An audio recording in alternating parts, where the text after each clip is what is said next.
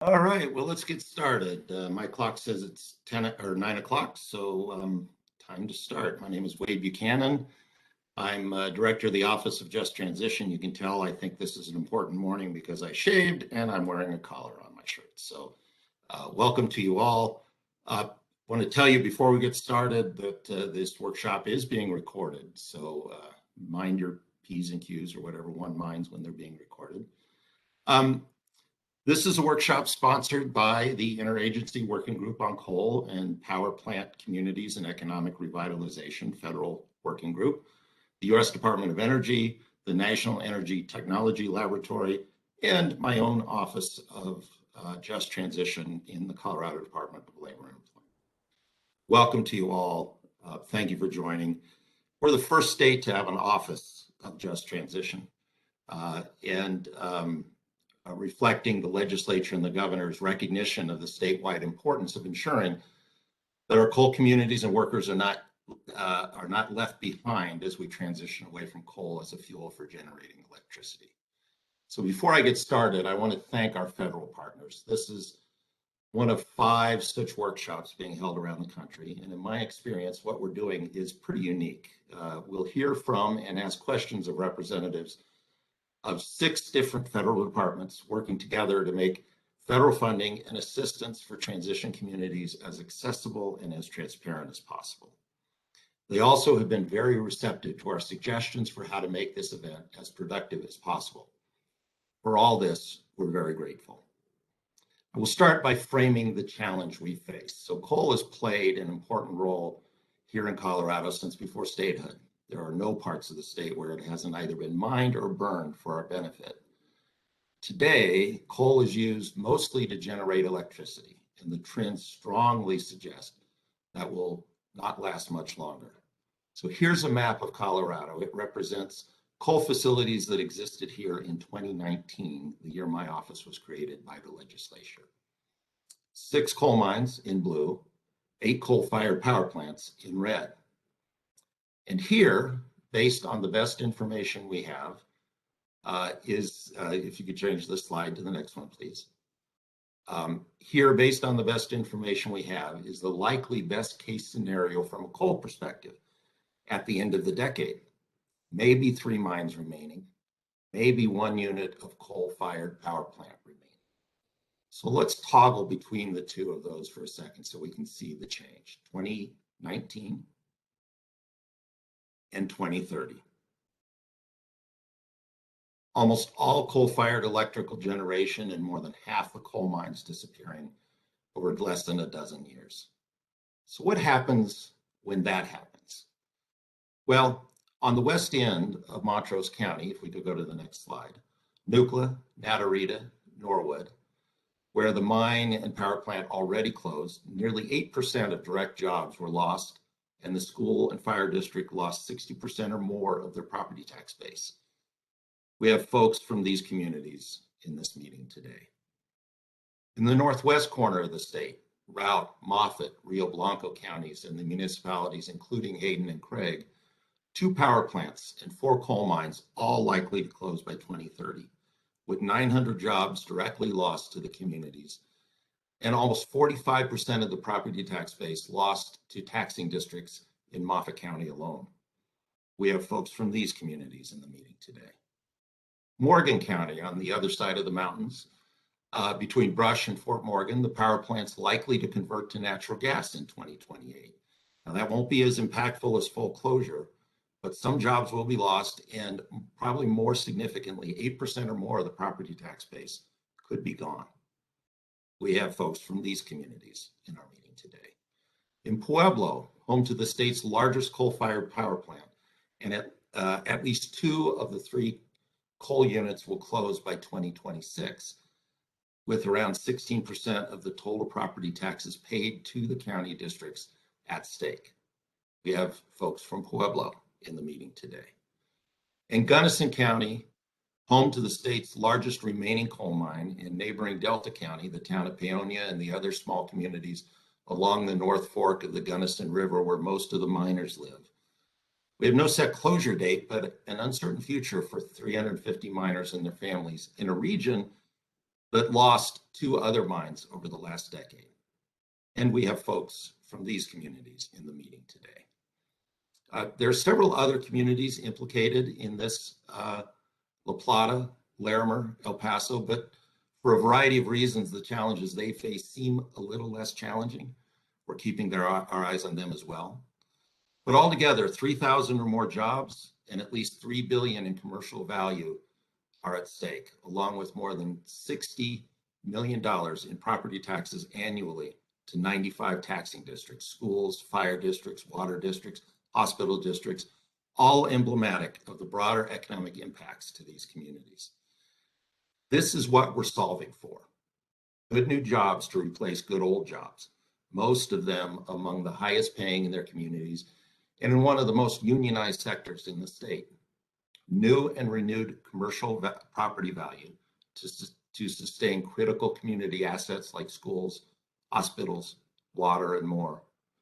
And importantly, greater economic diversity to replace an over dependence on one employer or one sector.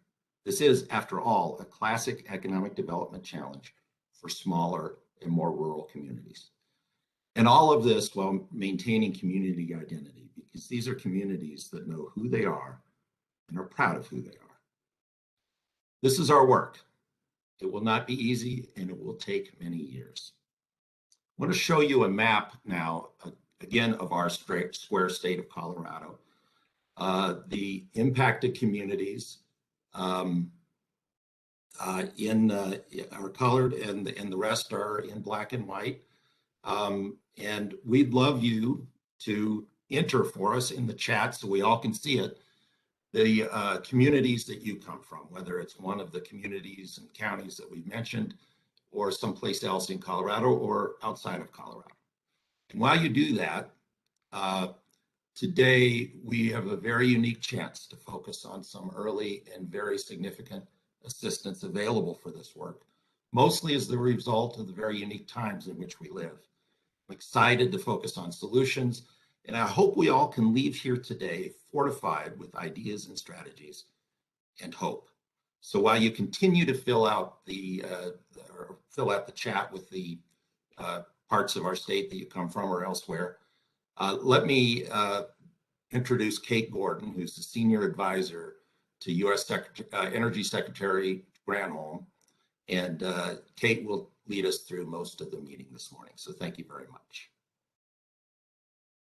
Thank you so much, Wade. And it's just such an honor to be partnering here with the Colorado Office of Just Transition. And I will say just how, how far ahead Colorado is as a state in thinking through some of these issues. We are in a moment of transition, as you all know, and that is because of all kinds of reasons, but it is a moment to prepare for.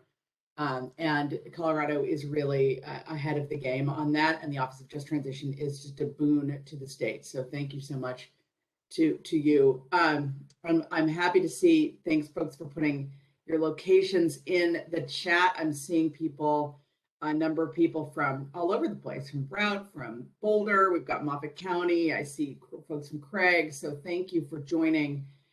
This is in Pueblo, of course, very affected area. This is, of course, a incredibly important issue for this state, as it is across the country. And so this is why the president created the Interagency Working Group on Coal and Power Plant Communities and Economic Revitalization back in an executive order in January. And that interagency group, as you'll hear in a minute, put out a report in April, really highlighting some of the top places across the country that are the most affected right now because of mine closures, plant closures, pending closures, because of the impact of the coal sector on jobs. And I think it's really important, Wade raised, particularly on the tax base in communities across the United States. And of course, Craig, Colorado is on that list of the top 25. So Craig and the surrounding region. So really happy to be here with all of you. Again, I am Kate Gordon. I am a senior advisor to Energy Secretary Jennifer Granholm.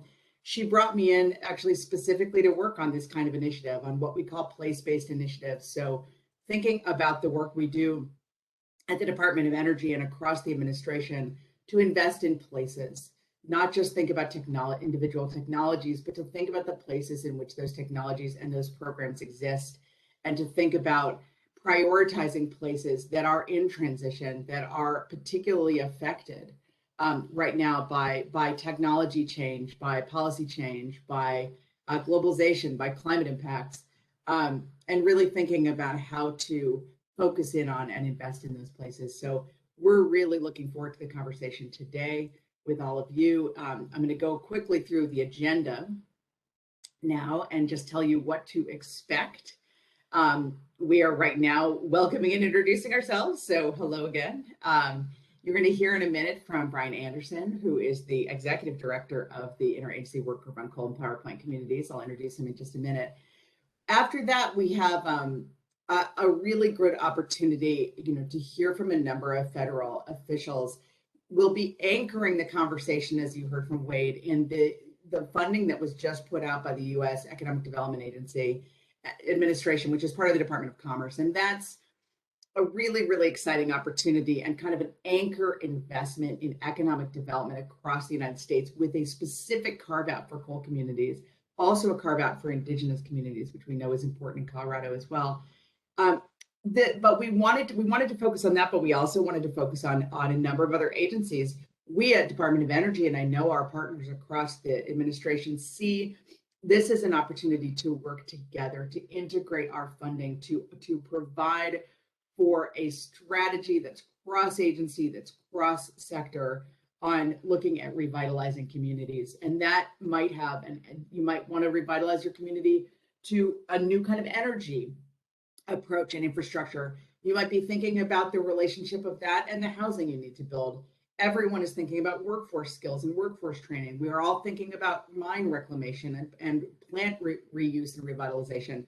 What are the possibilities? So we're bringing together all kinds of folks from across the federal government. It's very unusual, actually, to do this. And so we're really proud that the Interagency Work Group is taking such an interagency approach to these questions, which, as you know, on the ground, don't just fall into one sector or one region. They really are cross-cutting.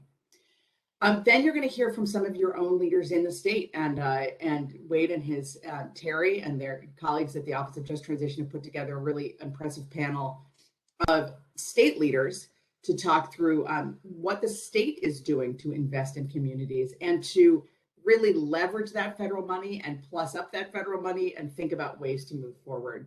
And then we'll have closing remarks at the end. So really looking forward to this conversation. I think we have a couple of housekeeping items before I turn to Brian. So a big one is, of course, we're all, I think, used to being on Zoom / WebEx / whatever lately, but in this particular webinar, you're all muted. We just find that easier as the presentations go, but I am going to be closely monitoring the chat this whole time. So please do submit questions in the chat. When we get to the federal panel and the state panel, there will be a lot of opportunity to ask questions, and I'll make sure that those get asked and answered. So please put questions in the chat. And you can click the chat icon. It's at the very bottom right of your screen if you need to know where that is. And make sure you put those into all panelists. Sometimes folks put them into individuals by mistake. So if you put it to me, I'll see it. And if it goes to all panelists, I'll see it. Any other final reminders? I think that's it for the final reminders. So I'm really, really honored in my job to work with Brian Anderson, who is the Executive Director of the Interagency Work Group on Coal and Power Plant Communities and Economic Revitalization. He also has a second very important job, which is running the National Energy Technology Lab, or NETL. Brian is born and raised in West Virginia, very, very familiar with the issues we're talking about today, very impressive leader on both the technology side, frankly, and the policy side of these issues. And it's just such an honor to work with you, Brian. I'm turning it over to you. Well, and Kate, with that introduction, I'm a little embarrassed. It's a lot to live up to, but I am really excited to be asked to lead the Interagency Working Group on Coal, Power Plant Communities, and Economic Revitalization. And I would add energy communities to that as well. Energy communities we know that include oil and gas communities that will see transition across Colorado. And I also want to make sure that I applaud the state of Colorado for, as Kate had said, being out in front of this. Wade, you did such a great job of setting the stage today of where Colorado has been over the last decade, and where the state is going. And this is a great opportunity, not just for us to present from the federal government side the efforts that we have ongoing across the interagency working group and our agency partners and some others here today, but also to really, I'll give a charge that a whole of government approach for affecting the energy communities across our country includes state, regional, and local governments. I see some representatives from local governments and towns here as well. It takes a village. It really does, because what we are seeing today in our energy sector is the largest energy transition in a century. We will see a dramatic shift in the way that we produce and the way we use energy. And this is one of the reasons why, again, I'm excited to be able to play a role in the administration's charge in the interagency working group to ensure that not only we can decarbonize our energy future, that's one hat of the National Energy Technology Lab. I work very closely with your National Renewable Energy Lab in Golden. We work hand in hand on a lot of different topics of how to decarbonize. But the question here today is, as we decarbonize our energy future, how is it that we're going to ensure that we're not leaving communities behind? And so, as has been mentioned, we have this interagency working group. If we go ahead to the next slide, the focus of the interagency working group is on communities. And so it truly is about impacting and enabling, empowering, and building capacity in communities across the country. The IWG was established the first week of the presidency in January 27th. Executive Order 14008 is the executive order of tackling the climate crisis domestically and abroad. And in this executive order, the president and the administration recognize that we must do this in a just way, hence the Office of Just Transitions, and in a way that, in fact, encourages investment in communities during the energy transition. And so we were tasked for the first 60 days of the administration following the executive order to produce this initial report. The report is focused on the existing authorities across the federal government that can be used to spur economic development and support energy workers. If you have a chance to check out the report, or if you have already, know that this is the initial work. This is the first 60 days of what is a long-term commitment to ensuring a just transition for energy communities around the country. And so, as you can see, we brought together agencies from across the federal government, including the Department of Treasury, and if you can see the logos and icons, you see it's the Department of Treasury, Department of Interior, Department of Ag, Commerce, Labor, Health and Human Services, Transportation, the Department of Energy, where Kate and I are housed, the Department of Education, EPA, the Executive Office of the President, and the Appalachian Regional Commission, in addition, the Office of Management and Budget, and we're glad that Housing and Urban Development is joining us here today as well. Our commitment is to work across these 11 federal agencies and the Office of the President to bring the resources to bear, not just in quantity, but in quality and focus in catalyzing investment. And so if we go ahead to the next slide, a part of what we were tasked with first was identifying the authorities that exist across the federal government that can be applied and should be applied to coal power plants and energy communities for economic revitalization. And we also identified, not for the purpose of exclusion, but identified 25 priority communities across the country where we needed to make sure we have a focus, where we listen to the communities, we understand the past, understand the identity of the community, as well as their individualized plans of where the future is, so that we can tailor the federal government response to impact the communities, to have impactful engagement, And so the immediate identification was coal communities, because we know over the last 10 years, we've gone from 52% of our electricity production in the United States being from coal to less than 24% of our production in the United States. This was economic reasons, largely, as well as emissions, meeting emission standards. And so we know that this trend is going to continue, just as Wade was showing across the state of Colorado. We will see mine closures. We will see coal burning power plants close. And so we identified communities that are immediately challenged and those that have been challenged in the past. There is forthcoming analysis that's oncoming. So we go ahead to the next slide.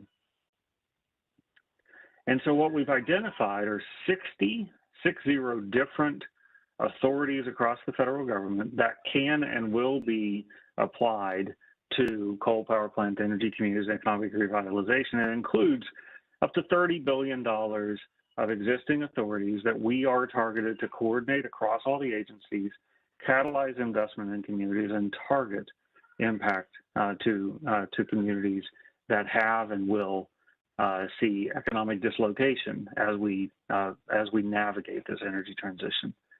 So go ahead to the next slide. Part of what we're trying to do is fourfold. So we're providing investments into communities. We're engaging in communities to understand where communities are and where they're going. We are integrating across the federal government and ensuring that we can meet communities where they are. And part of this is communication. So do follow us on our website, follow us on the Twitter and on Instagram, because we are creating a one-stop shop for communities to come to and get the type of help they need, and we can provide the types of resources that communities need. Starting with technical assistance workshops like this, and as we move forward to stay engaged in communities and using all of our federal, state, and local partners. And so go ahead to the next slide. I do have a call to action for today. Please do stay engaged, because we do not only desire to have impact or to have input from communities, we hunger for that. We want to know what communities need and what stakeholders have already been engaged with. And so please attend our webinars and workshops, do sign up, communicate with us. We also need to put together coalitions and matching funds, because some of the funds federal funds statutorily require matching funds. So we need to put together the coalitions so again, we can have bigger impact in communities. And then again, kind of reiterating, please provide input into our work streams. I've mentioned stakeholder engagement, targeting the federal investments, providing a one-stop shop for communities, and then going into communities and building capacity so that communities have the opportunity to apply for and be successful in getting the federal funding. So I leave with that as the call to action. I again thank all the partners that are here together today, those from Colorado, those from around the country, those from the federal government and the state, local, and regional government. And then again, I'm very humbled to be able to do this work, very humbled to have a team that we have assembled here at NATL across the Department of Energy, across all the federal agencies, to have folks like Kate Gordon and Wade Buchanan engaged in this. And so with that, I wish you a great workshop today, and I can't wait till my next trip to Colorado and see the work being done. So thank you again, and Kate, I'll pass it back to you. Thank you so much, Brian. And that was just great context for the work and for the next set of conversations we're going to have. I did want to say, because Suzanne Tagan asked a good question in the chat and wanted to just really let folks know, Brian talked about the listening sessions that we've been doing and will continue to do for the interagency work group. That is absolutely continuing and happening. We are doing these technical workshops like the one today. We're doing a series of 5 of them around the country. This is the 3rd of 5 that really are focusing in on this unique moment and time-sensitive opportunity of these Economic Development Administration funds coming out of the American Rescue Plan. The first deadline for those is soon, is in mid-October, as you'll hear. And so we wanted to jump on this opportunity to leverage that to support EDA and getting the word out, and to talk about their relationship with other agencies' investments to that funding. But that in no way means that we're not continuing to do listening tours, talk to stakeholders, and be engaged everywhere we can around the country. It's challenging because it's mostly virtual, which is not anyone's choice, but here we are, making the best of a challenging time and situation. But we're really happy to be able to do one of these 5 technical workshops here in this region. With that, I wanted to introduce the panel of federal folks. You have people here from a number of agencies, 6 agencies, who are really experts in their fields.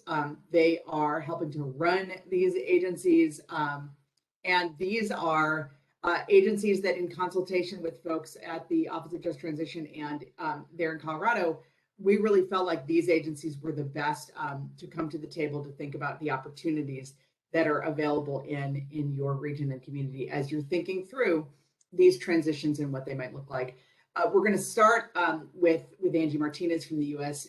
Economic Development. It's actually administration. She is somebody to really listen to. This is the most time-sensitive opportunity that we're going to be talking about. It can help anchor economic development planning and technical assistance and implementation in the state. Really excited about this opportunity. I'm expecting there to be a lot of questions on it. We will have a Q&A after this panel. We're going to go from Angie to Robert McElroy from U.S. Department of Agriculture. Lots of opportunity from USDA, as I think you all know, in terms of land reclamation and reuse and agricultural impacts and possibilities there. Briggs White, my colleague from Department of Energy, who I should say is also the Deputy Executive Director of the Interagency Work Group, working with Brian, we'll talk about Department of Energy, many opportunities for, particularly for fossil asset reuse for new energy uses. So I know he'll talk about that, among other things. Eric Asmunsen from U.S. Department of Housing and Urban Development, from HUD. Housing underpins all economic development at some level, and I'm really, really happy Eric is here. HUD is not actually on the Interagency Work Group, but we heard your call for wanting to hear from HUD and brought them in. Yolande Norman Moore from U.S. Department of Interior. They, of course, do mine reclamation. BLM, Interior is everywhere in the West and really an important agency in this state. And then, of course, Brent Parton from U.S. Department of Labor. Workforce, skills, upskilling, retraining, dislocated worker programs, so many things happening at labor. We're going to go in that order. And if the presenters could just remember to please introduce the next person at the end of your talk, I will jump in and prompt you if I need to, but that would be great if you could support me by doing that. And then just a reminder to everybody in the audience, submit your questions. Anytime you have a question during any of these talks, throw it in the chat. I'm going to be monitoring the chat. I'm going to bring back those questions in the Q&A, and I will make sure that we address them. So that is the deal with the federal panel. I'm going to turn it over to Angie Martinez from US EDA. Good morning, Kate. Thank you so much for that introduction. I am Angie Martinez. I'm the Regional Director for the Economic Development Administration's 10-state region based here in Denver. This morning, my colleague Jamie Hack-Barth and I will give a brief overview of EDA. We'll talk a little bit about our mission and programs, and specifically how our agency is working over the next year to support coal communities that are in transition through the American Rescue Plan Act, which we launched just about a month ago and are really excited about the programming and the opportunities to support coal communities in particular. We really believe that ARP has given us a once-in-a-generation opportunity to make some transformative investments that are going to help our regions and communities well into the future. Before we discuss EDA's role, though, in the American Rescue Plan, I do want to just briefly talk about our approach to economic development. Jamie, if you want to go to the next slide. So EDA is the only federal agency that's exclusively focused on economic development. Our mission, I think, is bold in that we're focused on promoting innovation and competitiveness and preparing American regions for growth and success in the global economy. Our funding decisions, I think importantly, are made at the regional office level and by career staff. So we are really looking at your plans, the regional plans, regional strategies. It's a very bottom up and not top down approach to economic development and to funding. If we go to the next slide, I just wanted to talk a little bit about our investment priorities quickly. Any application for EDA funding is going to be looked at in how the application addresses EDA's investment priorities. We recently updated our investment priorities a few months ago, and you'll see that equity is our #1 priority. This investment priority is really looking for projects that advance equity through investments that benefit historically underserved populations, such as women, Black, Latino, Indigenous communities, or underserved communities with geographies that have been systemically or systematically denied a full opportunity to participate in the economy. So Kate mentioned Indigenous communities. We have actually a new program to support Indigenous communities, also persistent poverty counties, and of course, rural areas that have historically been underserved. Our other investment priorities are listed here: resilience and recovery. I think probably any application that comes in under ARPA, and particularly supporting a coal community, is going to address our recovery and resilience investment priority. This is really looking at focusing on being resilient to downturns in the economy, natural disasters, and what are the ways to diversify your economy to be stronger overall.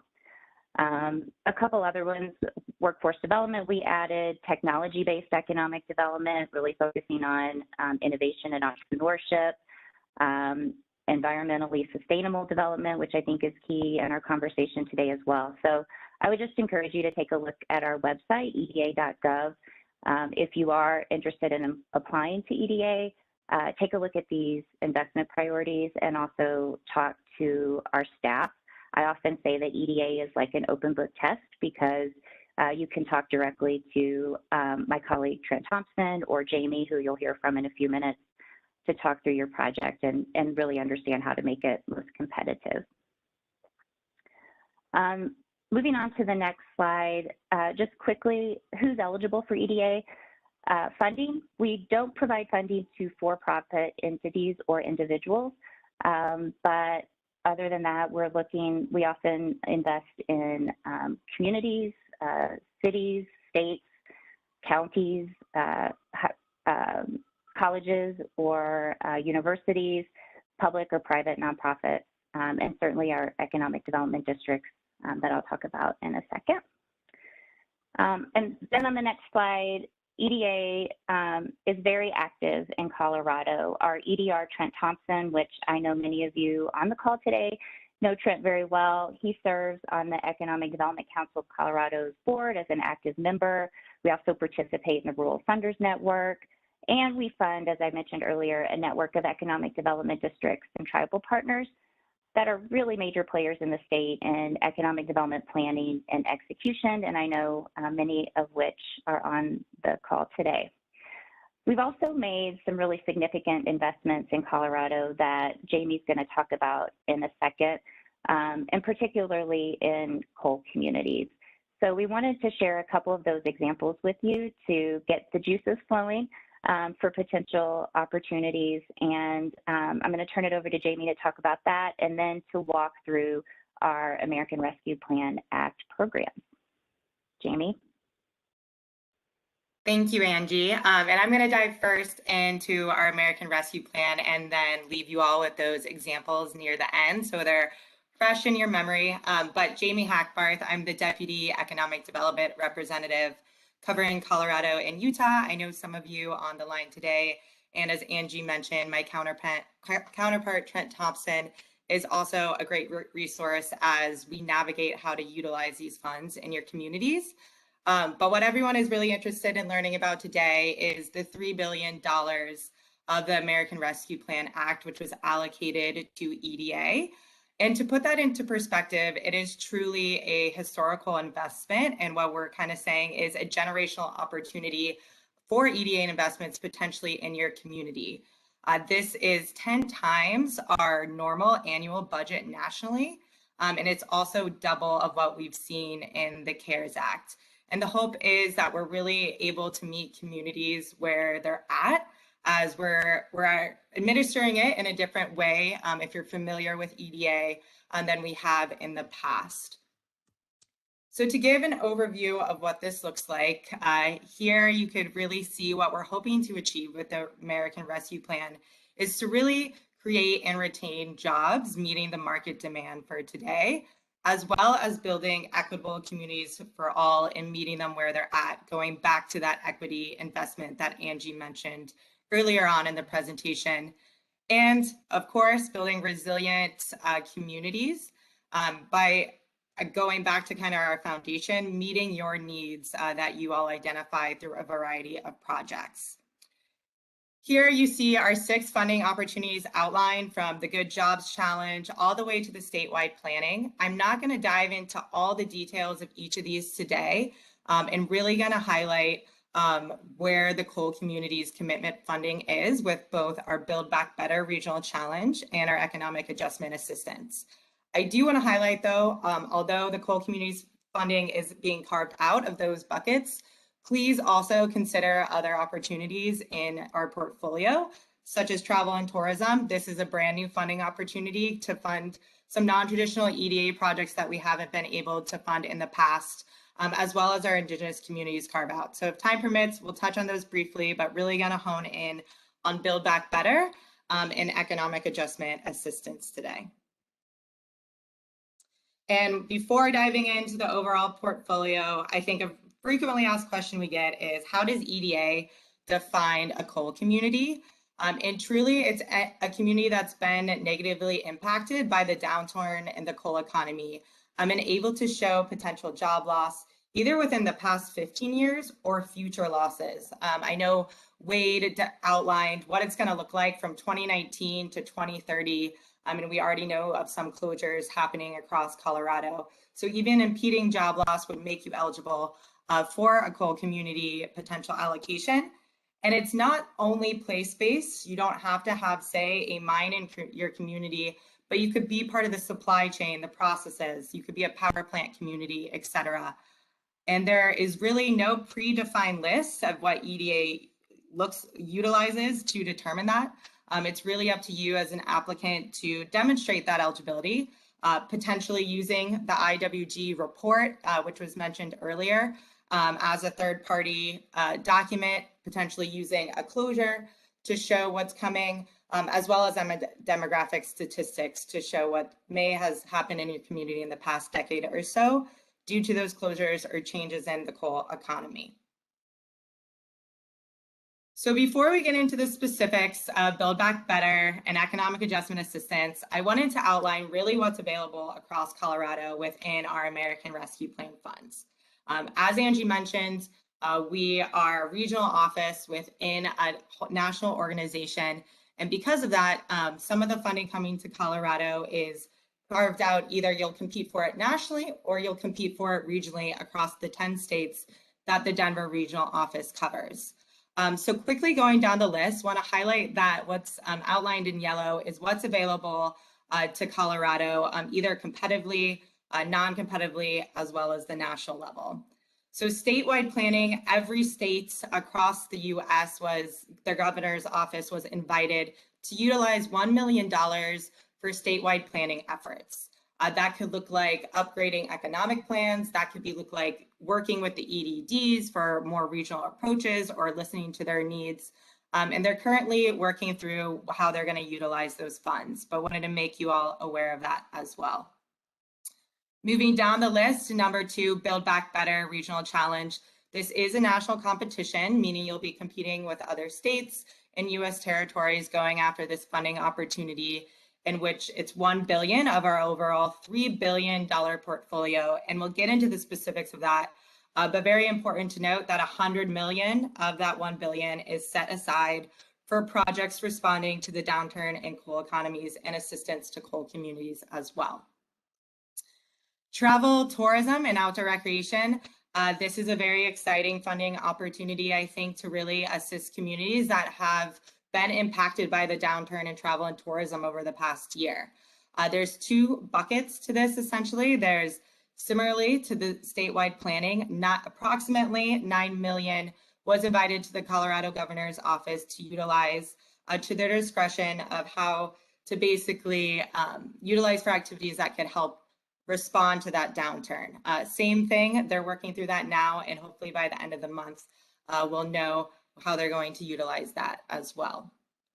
On the opposite end, you'll see 19 million for DRO, meaning Denver Regional Office. This is the bucket of funds which is available for communities, regions to apply for regional projects and compete for that funding bucket across those 10 states. And we can talk about what types of projects can fit into that as there's some new opportunities. Economic adjustment assistance, we'll dive into this in more detail of what this looks like. 59 million is available for Denver Regional Office to apply for competitively, which out of that 59 million is 24 million approximately is set aside for coal communities commitments. And moving down the list, Indigenous communities, this is really economic adjustment funds, but set aside for our tribal nations. They do need to be applied for by our tribal nations, and there's 11 million for Denver Regional Office. And lastly, our Good Jobs Challenge. This is a national competition of 500 million available to compete for. I'm really looking at investing in workforce development ecosystem projects that are meeting in-demand skills and can also fund wraparound services. So diving into Build Back Better Regional Challenge, this is a super unique funding opportunity where it's really looking at investing in transformational projects that will transform either existing or new industry clusters within the defined project area. And how we're looking at doing this is really bringing coalitions of partners together. So thinking potentially your neighboring counties, your neighboring cities, your academia partners, nonprofits that can be at the table to come together and really identify 3 to 8 projects that can potentially transform this cluster and the trajectory of your economy because of that. We are asking one key coordinating entity does lead that charge, but are looking for a wide variety of ideas and cluster projects as well. To put it a little bit into perspective, you can see on the right side of the screen here a couple of graphics, but we'll dive into what a potential manufacturing cluster project could look like. And say you come together within phase 1, you identify 4 projects that you all want to invest in. One may be investing in, say, workforce development, specifically in an advanced manufacturing industry, and upskilling potentially workers to transition, say, from the coal industry to the manufacturing industry. Another project within the coalition could be, say, investing in infrastructure for, say, a new flex manufacturing facility needed. And in partnership with, say, programming for an accelerator that can help entrepreneurs really build within that space as well. So there's a lot of creative ideas you could bring together, but it really does need to have that uniting theme of which cluster it might be moving towards. And with coal communities, we do realize you might be focusing on, say, 2 industries or 3 as you're diversifying your economy. And that is allowable as long as you have that underlying nexus that you're moving away from the coal community as well. The way this is being rolled out and applied for is different than our traditional application. It is being done in 2 phases. Phase 1 does have an impeding deadline of October 19th, which we realize is now just a month and a half away. So if you are kind of a group of coalition and you haven't talked to Trent or myself yet, please reach out. We are here to help figure out if it makes sense for you to apply for this or not. But this phase 1 approach is really looking at the coalitions coming together to really kind of be that convening mechanism while simultaneously polishing and maturing your implementation proposals for phase 2.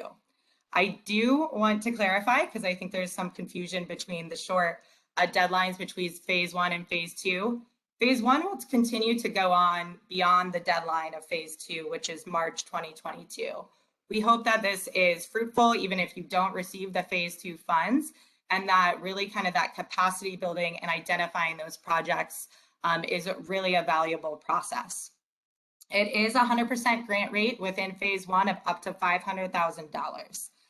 So wanted to clear that up. And with phase 2, you'd apply by March 15th with those 3 to 8 projects in mind and really dive in to what that looks like in our application. So if you are doing an infrastructure project, you could utilize that time in phase 1 to dive and say the preliminary engineering report or the environmental work needed to do that.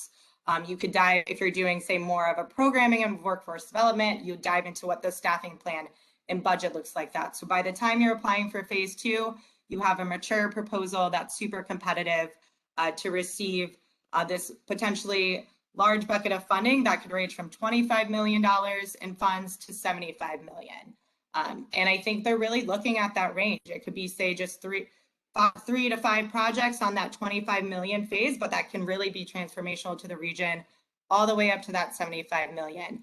And the regions can be as small or as great as you really define for you all, and they can be across state lines as well. We do recognize this funding opportunity isn't for everyone, and which is why, don't fret, we have our economic adjustment assistance opportunity, which is what we like to say is probably our most familiar, for those of you that are familiar with EDA, and our most flexible funding program. This is what you traditionally see in our regular fiscal year funds, and it has been adapted for our ARPA rescue plan funds with an 80-20 match rate, which is increased from our regular 50-50 match rate. We like to say this can really fund a variety of projects. I usually describe it kind of on this spectrum that it can fund anything from the brainchild of the project, thinking say feasibility studies, planning, technical assistance, as you do your due diligence, if say you want to look at the feasibility of a potential accelerator, to funding on the middle end of the spectrum, operations of a program such as workforce development programs, for example, could be funded in here, funding the trainers, funding the personnel, funding the space that's needed for that, along with entrepreneurship programs. And on the end of the spectrum, kind of our public works and infrastructure projects. We could fund a wide variety of what those look like. And I think the biggest thing here is it does have that connection and nexus to creation or retention of high-skilled, high-paid jobs. As noted earlier, within the Denver Regional Office, $59 million is available, which of that $59 million, 24 is set aside for coal communities. So really wanted to just highlight those 2 funding opportunities and put into perspective how some of our economic adjustment assistance to coal community projects have looked like in Colorado in the past, and highlighted some success stories here, which some of you may be familiar with. Ice Lab we invested in 2016 out of Western State to develop an outdoor recreation focused business incubator. They have had a lot of success with that, and they've actually scaled it nationally in 2019 by partnering with the company Moose Jaw as well. So great example of how to utilize entrepreneurship within this. Advanced West End, I know we have Dina on the line as well, but we invested in 2018 in this really multi-pronged approach to diversification by investing in a business incubator, an added value food co-op, workforce development, and a variety of things. So it shows that you could have multiple coordinated projects as well within an overarching nexus. And lastly, Western Slope, I believe we have Region 10 folks on the line as well. They are a great example of how to use broadband to really help diversify and support not only your businesses in the area, but potentially remote workers, et cetera, as your economies transition. So really wanted to highlight that. I know we are at time, so I'm going to skip over travel, tourism, and indigenous. But with that, really wanted to highlight our eda.gov/ARPA website. basically a suite of resources to utilize, from recorded webinars, frequently asked questions, one-page overviews, and our notice of funding opportunities. And as always, please know you can reach out to myself and my colleague Trent. We like to say we're the personification of a lot of the information out there, and we are here to answer questions from just the ideas, as you might be in the brainstorming phase, all the way throughout the application development process. So please note down our emails, feel free to reach out now or down the road. And with that, I believe I am handing it over to Robert McElroy with the USDA. You are, and great way to model behavior. I did want to just jump in just to say thank you so much for Carrie from Senator Hickenlooper's office and Matt from Senator Bennett's office, both of whom are here and have put their information in the chat. So your senators' offices are participating, and their regional folks are here. Also, wanted to underscore what you just heard about the EDA process being a open book test. It really, my job before this was working in state government in California, and I will just tell you, it is really important to get to know your regional EDA folks and to ask them a lot of questions and to work with them while you're doing these applications. So really appreciate that that participation. And with that, turning it over to Robert. All right, thank you, Kate. My name is Robert McElroy. I am a loan specialist out of the Denver, Colorado State Office with USDA Rural Development. And USDA Rural Development offices out of Denver Federal Center, actually in Lakewood, just there on the west side of Denver. So what is USDA Rural Development? USDA Rural Development is Department of Agriculture's targeted effort at economic development. We attempt to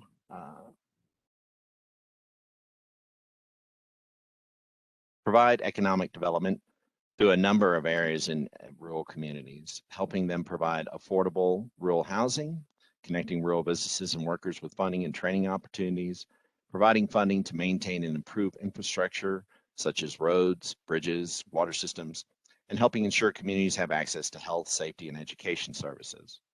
So you might ask how we achieve this, and it's through three key tools. Sorry, that slide did not advance. It's our building blocks for economic development, and we'd like to refer to this as our ABCs. So our first is affordable housing, second business programs, third community programs. This is our three-prong effort in economic development in rural areas.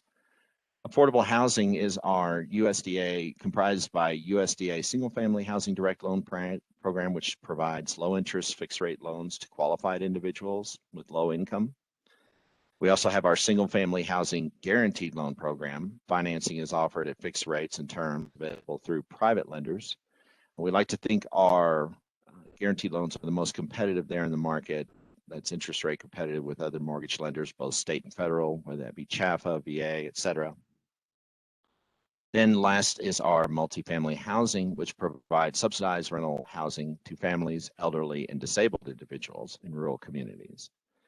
Next is our business programs. I'm going to give a quick overview of that, then I'm going to go back and focus on that. That's really the area that I specialize in, and it seems more relevant to today's topic. So our business programs provide financial backing and technical assistance to stimulate business creation, growth, and economic development. These programs help to provide capital, equipment, training, and opportunity to start and grow businesses in rural communities. Our business loans and grants are available to individuals, businesses, cooperatives, farmers, ranchers, counties, and municipalities, nonprofits, Native American tribes, and private for-profit companies. We partner with economic development groups, small business development centers, housing authorities, and other organizations to leverage resources and improve economic opportunities for our rural communities in Colorado. So our C is our community programs. These are our community facilities programs, which offer direct loans, guaranteed loans, grants to help develop essential public services and facilities across rural Colorado. This much more speaks to the community infrastructure in small towns in rural Colorado. These loans, grants, and direct loans are available to public entities, nonprofits, federally recognized Native American tribes can use the funds to construct and expand or improve facilities that provide healthcare, education, public safety, public services. Some of the long list of projects that fall under this area are schools, fire stations, county facilities, public safety buildings, healthcare clinics, hospitals, adult and child care centers, assisted living facilities, and rehab centers. Through our water and environmental programs, which we call WEP, wouldn't be a proper government presentation if there weren't a few acronyms. Rural communities can obtain technical assistance and financing necessary to develop or improve drinking water and water waste disposal. USDA RD is proud to note that WEP is the only federally funded program focused exclusively on rural water and wastewater infrastructure needs for rural communities with populations less than 10,000. So how do we achieve this broad range of goals in rural communities? Our primary tools are obviously loans and grants. All these loans and grants are administered under our umbrella of Rural Business and Cooperative Services. This kind of reflects our myriad of applicants. Some of the targeted objectives of our business programs in particular are business acquisition and refinancing funding, business startup and working capital funding, business economic development and technical assistance funding, and then our product development, market expansion, and energy initiatives. For product development, an example of this program is our value-added producer grant, where we work with local farmers and producers to expand their market, to open their product line to new lines of business, new areas of the market for agricultural goods. It could be as simple as a ranching operation deciding to produce their own processed grass-fed beef. It's a common example. So through our economic development initiatives, we're able to enhance, sometimes create opportunities where there might not otherwise exist. Some of these examples of these would be our revolving loan programs, where we work with intermediaries or micro entrepreneurs to make direct loans to borrowers who might not otherwise have reasonable access to capital. This furthers entrepreneurial startups and emerging businesses.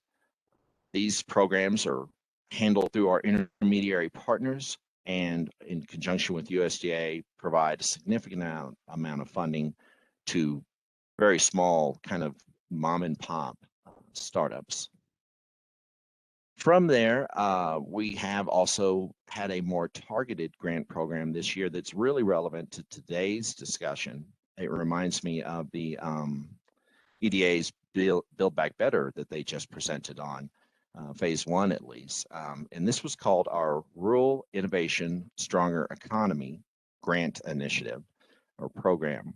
Here we provided funding to these network of cooperatives, groups that were basically leveraging all their resources to target industry clusters. As I said, similar to EDA's phase 1 and Build Back Better. And so this program was seeking to create higher wage jobs and accelerating the creation of new businesses.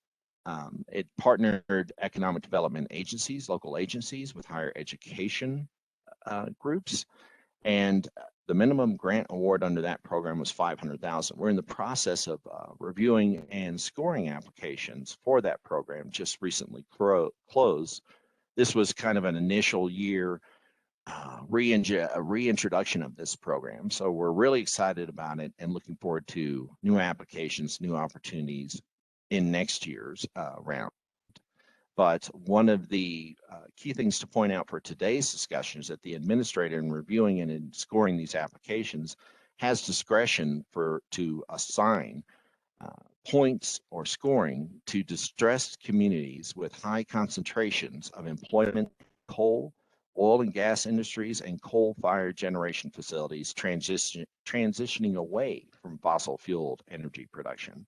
So I think that facet may continue into next year's, and obviously, based on discussions with agencies here, we can certainly promote the topic of that focus in future rounds of the RISE grant program.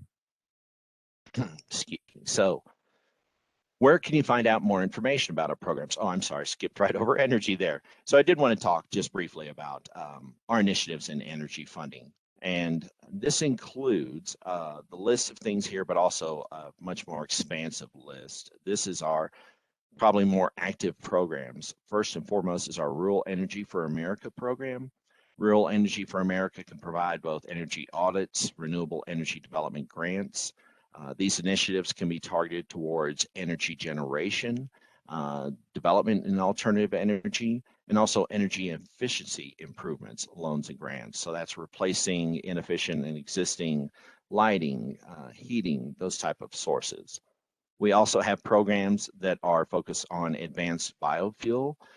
These programs seek to increase the production and prevalence of advanced biofuels, liquid, gas, or solid, all derived from renewable biomass sources.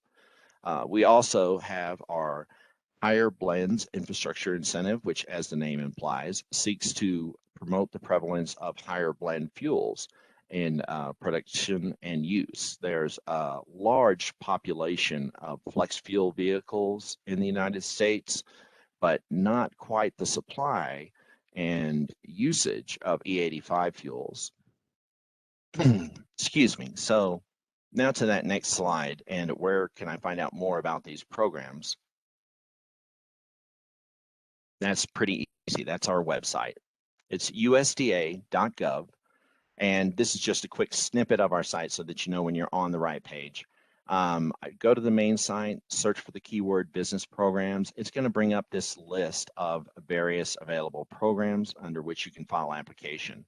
Under each of these programs, what you'll find is a fact sheet that's going to tell you who is eligible, eligible purposes, and it will also give you some brief breakdown on funding availability and deadlines for application.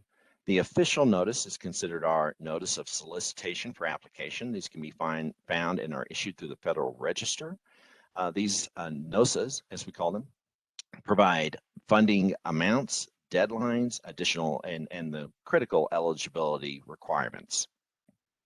So how do we measure success in our economic development? And I can speak specifically to business programs, but this also applies to a degree in all of our economic development efforts. It's not just our growth and creation in rural communities, but it's also jobs. You know, one of the number one underlying score factors or eligibility determinants for any of our business program loan and grant applications is the number of jobs created and the number of jobs preserved. This is our main metric for assessing the quality of an application and the success of an application. And then with that, I'm going to offer the contacts for how you can find out more about our programs. You can reach out to myself, and I've put emails here. We are still in an agency wide remote status, as I'm sure some of the other federal partners here may be. So email is really the best way to get a hold of us and further this discussion, talk about making application, receive assistance in making an application, finding out about eligibility. You can contact myself. I work out of the Colorado State office again. I head up the Business and Industry Guaranteed Loan Program, the Rural Micro Entrepreneur Program, and the Intermediary Relending Program. Both represent our micro loan relending programs and initiatives in rural communities. This is primarily our direct lending. Apart from the BNI Guaranteed Loan Program, which is where we provide the guarantee with the backing of a private lender. Jessica Akers works out of our Delta office. She heads up our Rural Business Development Grant and our Value Added Producer Grant programs. And then Cindy Chadwick works out of our state office as well, and she heads up our Rural Energy for America programs and is our official energy coordinator. You can feel free to reach out to any of the three of us regarding more information on these programs. Just want to thank the Colorado Office of Just Transition for hosting this today. We look for any opportunity to network with federal agencies and really feel there is a multiplier in cooperation and collaboration here, not just in economic development to be gained. So thank you all. I'll hand it over to Briggs White, I believe, from here. Hey, that's right. Thank you, Robert. And I'm going to give a brief overview, standing in here for Kate Gordon on behalf of the Department of Energy. I'm the Deputy Executive Director of the Interagency Working Group, and will provide just a brief overview of some of the programs and assistance and resources that the DOE can bring to bear. Let's go to the next slide, please. So just overarching on the DOE's role, obviously we're focused on energy, and first and foremost, we recognize that as we scale up and deploy these energy technologies, there's going to be significant opportunities in terms of job creation as those occur, and whether that's manufacturing or actual deployment of the technologies and their ongoing operation and maintenance, there's a significant opportunity for some good paying jobs in that context. And so recognizing that the transition can have a negative connotation in some regards, but also perhaps as an opportunity. And clearly, under the larger IWG auspices, we recognize that there frequently isn't going to be a one-for-one translation where you take away one economy, say focused on coal, and you replace it with wind or solar or some other clean energy technology. It might be agriculture or manufacturing or some other diversified economic pathway. But nevertheless, there are opportunities, in fact, exciting ones that I think are particularly relevant to Colorado, such as hydrogen, CCS, et cetera. So real opportunity for economic development in that context. There's many offices within the department, and today I just want to try to focus in on some of the ones that are maybe the most pertinent for Colorado in this conversation. And those four are the Office of Fossil Energy and Carbon Management, Energy Efficiency and Renewable Energy, the Office of Electricity, and then LPO, the Loan Programs Office. These four offices sort of work together, bringing a very applied focus, mainly focused on R&D, but there are technical assistance authorities and programs there, as well as loans that can help with deployment activities. So significant R&D focus, but a lot of other programs that can be really helpful. Next slide, please. So first focusing in on EERE, or energy efficiency and renewable energy, I'd like to point out that there are many programs. These tend to be in the $3 billion federally annual appropriations across all these programs. You have bioenergy, hydrogen and fuel cells, geothermal, advanced manufacturing, water, and then a weatherization program. Within there, I just want to lift up that there are some technical assistance programs, particularly around manufacturing. Under the Advanced Manufacturing Office, there are programs to help improve the efficiency and productivity of manufacturing organizations. There's also state block programs to help out states with their energy, whether it's becoming more energy efficient or cleaner and what have you. So there's significant programming through EERE, not just on the R&D side, but also in some of the more applied space. Next slide. Within fossil energy, again, lots of R&D work. Sort of the bread and butter there is focused on the power plant and being able to produce reliable power that also reduces the carbon footprint of that, consistent with overall objectives of reducing the carbon associated with power generation by 2035, and then ultimately economy-wide by 2050. And in the process, there's lots that plays into that, whether it's improving the components of the plant or how they're manufactured and so on, which has a manufacturing and supply chain aspect to it. There's also how do we take coal and use it as a potential feedstock for economic development, whether that's pulling rare earths out of coal waste or creating new products that can be made out of carbon, say carbon fiber, which can then go into lightweighting automobiles or airplanes, for example. So significant opportunities in communities that historically have focused on coal, where this might not replace necessarily the tonnage of coal mined, but can still create jobs and economic activity in coal-centric communities. So some significant opportunities there in the Office of Fossil Energy and Carbon Management. And I didn't even mention hydrogen, which whether you make it from natural gas, which is how 98% of it is made today, steam methane reforming, or potentially using it from other feedstocks, whether that's taking electricity and electrolyzing that, electrolyzing water to make hydrogen, or otherwise, there's significant opportunities in hydrogen as well that I think are relevant to Colorado. Let's go to the next slide. I wanted to mention Office of Electricity. They do a lot on both R&D and very practical helping with emergency response. For example, we just had a hurricane and help with planning and emergency response activities. In particular, they sort of bring it all together where the offices of fossil energy, EERE, and nuclear energy are providing the power generation as well as who's using the power on the demand side. OE, or the Office of Electricity, is focused on the grid that brings it all together.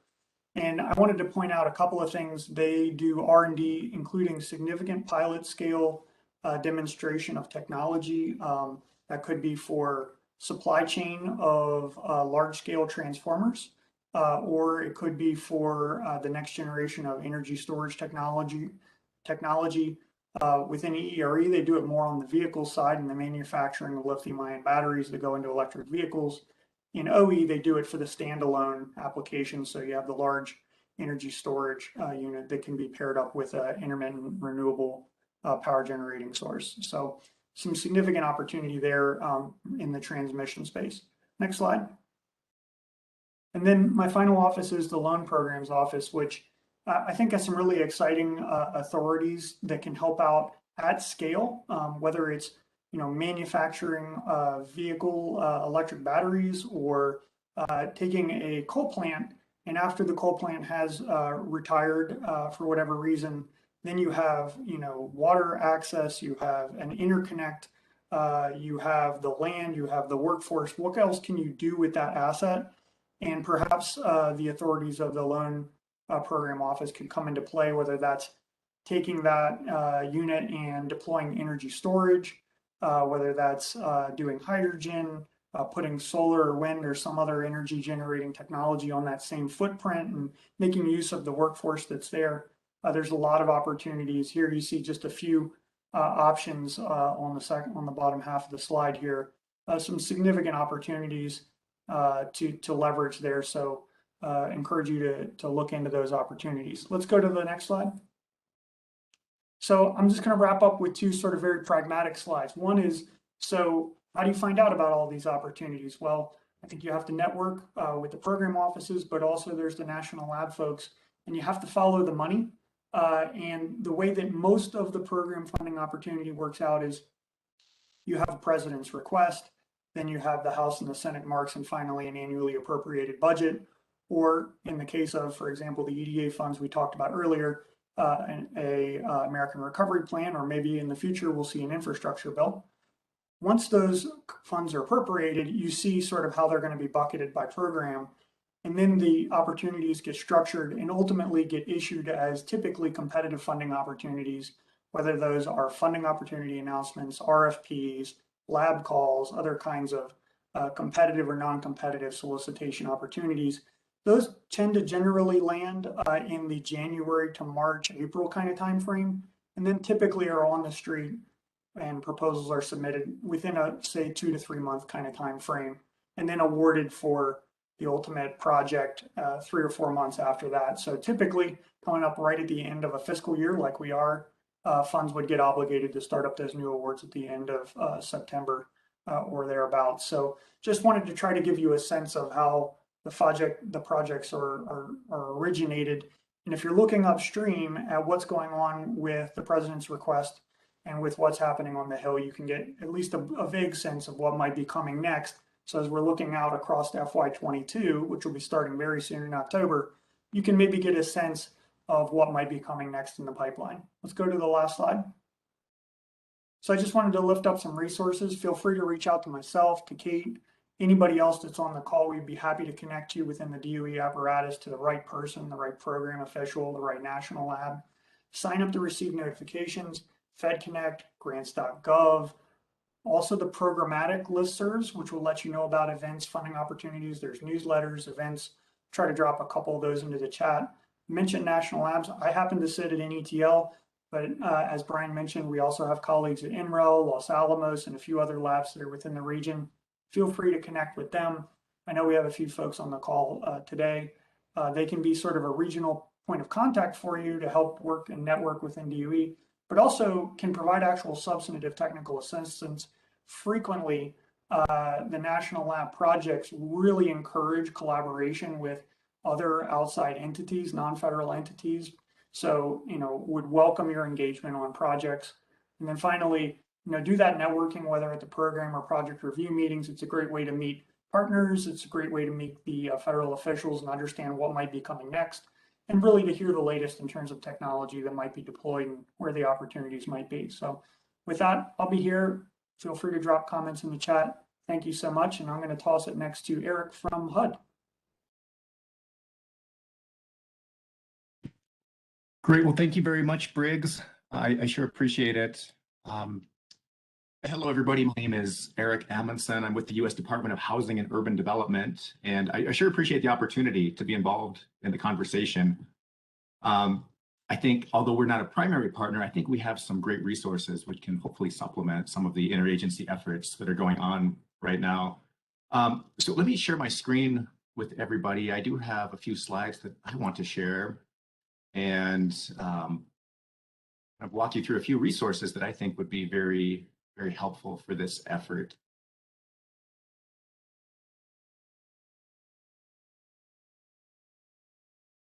So again, number one, thank you all to the federal agencies, the advocates, community leaders here today. It is truly great to be here. I'm honored to be part of this discussion. I know we share the same goal of making sure that parts of Colorado have the same knowledge of how to access and leverage federal resources. So for those of you who don't know a whole lot about HUD, let me tell you a little bit about our agency. The mission is to create strong, sustainable, inclusive communities and quality affordable homes for all. So I'm based in our Denver regional office. We serve a 6-state Rocky Mountain region.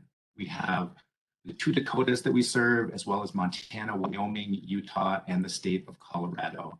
We have field offices in each one of our 6 states. And so if you do have questions, I encourage you to connect with our field staff or our regional staff as well. So here's a few of the main primary focuses of our agency. Again, housing, homelessness, and economic development. But there is one program that I specifically wanted to highlight, which I think is going to be of interest to everyone here today. It's something that enjoys bipartisan support in Congress. It's our Community Development Block Grant Program. It's known as CDBG. So under CDBG, annual grants are provided on a formula basis to states, cities, counties, and the purpose is to develop viable communities by expanding housing and economic opportunities for low and moderate income persons. CDBG is known for its flexibility. It empowers communities to design and implement strategies tailored to their own needs and priorities. So here's some of the eligible activities under the block grant program. And one of these that I really wanted to highlight is planning. So this includes activities like data gathering, studies, analysis, preparation of plans such as community development plans, land use, urban environmental design, economic development, open space, recreation, energy use, and conservation.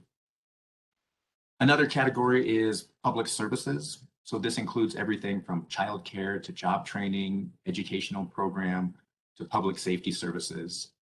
And then the third category is special economic development. This is another category. It has many eligible activities, things like commercial, industrial construction, rehab, assistance to private for-profit entities for economic development projects. These can be either through loans or grants. So in Colorado, for rural areas, our CDBG funding goes directly to the state of Colorado, to the Department of Local Affairs, DOLA. So DOLA decides how to spend this money, how to allocate it throughout the state of Colorado. Let me just share a few examples here of how these block grant funds have been used in the past. So recently, funding was used in a new facility for the Black Canyon Boys and Girls Club in Montrose. There was a loan for the expansion of a sawmill operation outside of Craig. And also in the northwest part of the state in Moffat County, just a wastewater improvement plan. So just this gives you a sense of the variety of uses for the block grant program. And that really speaks to the versatility of these funds.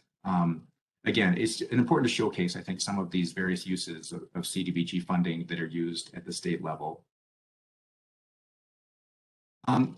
So here I wanted to show you just our guide. These are the national objectives. These are the eligible activities for the state CDBG program. It's a very long document, but it lays out all of the categories of eligible activities that this funding can be used for, and all of the requirements under each activity. For large-scale economic development projects, we have a Section 108 loan guarantee program. This provides CDBG recipients with the ability to leverage their annual grant allocation to access low-cost, flexible financing for economic development, housing, public facility, and infrastructure projects. What I want to recommend today is for those of you at the community level to get together to talk about your needs, ways that you might be able to work with the state to address the needs under this program. One other thing that we think about when we talk about revitalization is safe and healthy housing. So I wanted to highlight HUD's Office of Lead Hazard and Healthy Homes. This provides funding also to states and local governments to reduce lead-based paint hazards in older homes. In addition, that office provides public outreach and technical assistance. They conduct technical studies to help protect children and their families from health and also safety hazards in the home. Last, I wanted to highlight one other important component of our agency efforts, and it's a very valuable resource. It is HUD-approved housing counseling agencies. These can be really important for communities in economic transition. So these agencies, these housing counseling agencies, can be nonprofits, community-based organizations, or others dedicated to providing advice on buying a home, renting, defaults, foreclosure, and credit issues. They truly do provide unbiased advice on general information, such as how to help people in their financial situations, how to evaluate different options, and how to make a plan to help with their mortgages as well.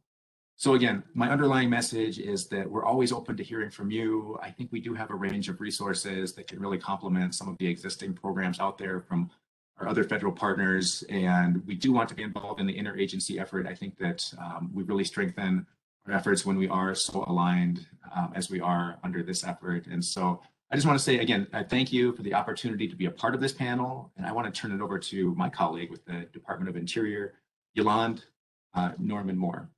Thank you.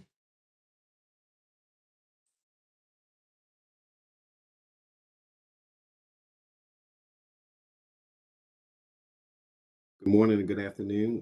Yolande will join us in a few minutes, but I just wanted to open up for the Office of Surface Mining Reclamation Enforcement. I want to first thank everyone for addressing the revitalization of energy communities in Colorado. I think this is a great topic and great opportunity for us to share information. One, I want to thank the attendees for being a part of this presentation, and also for our Fed partners. I appreciate you sharing our economic opportunities. One of the things I wanted to start out with before Yolande gets started is one of the flagship programs within the Office of Surface Mining is our Abandoned Mine Land Program, which has been reclaiming lands pre-1977 for many years.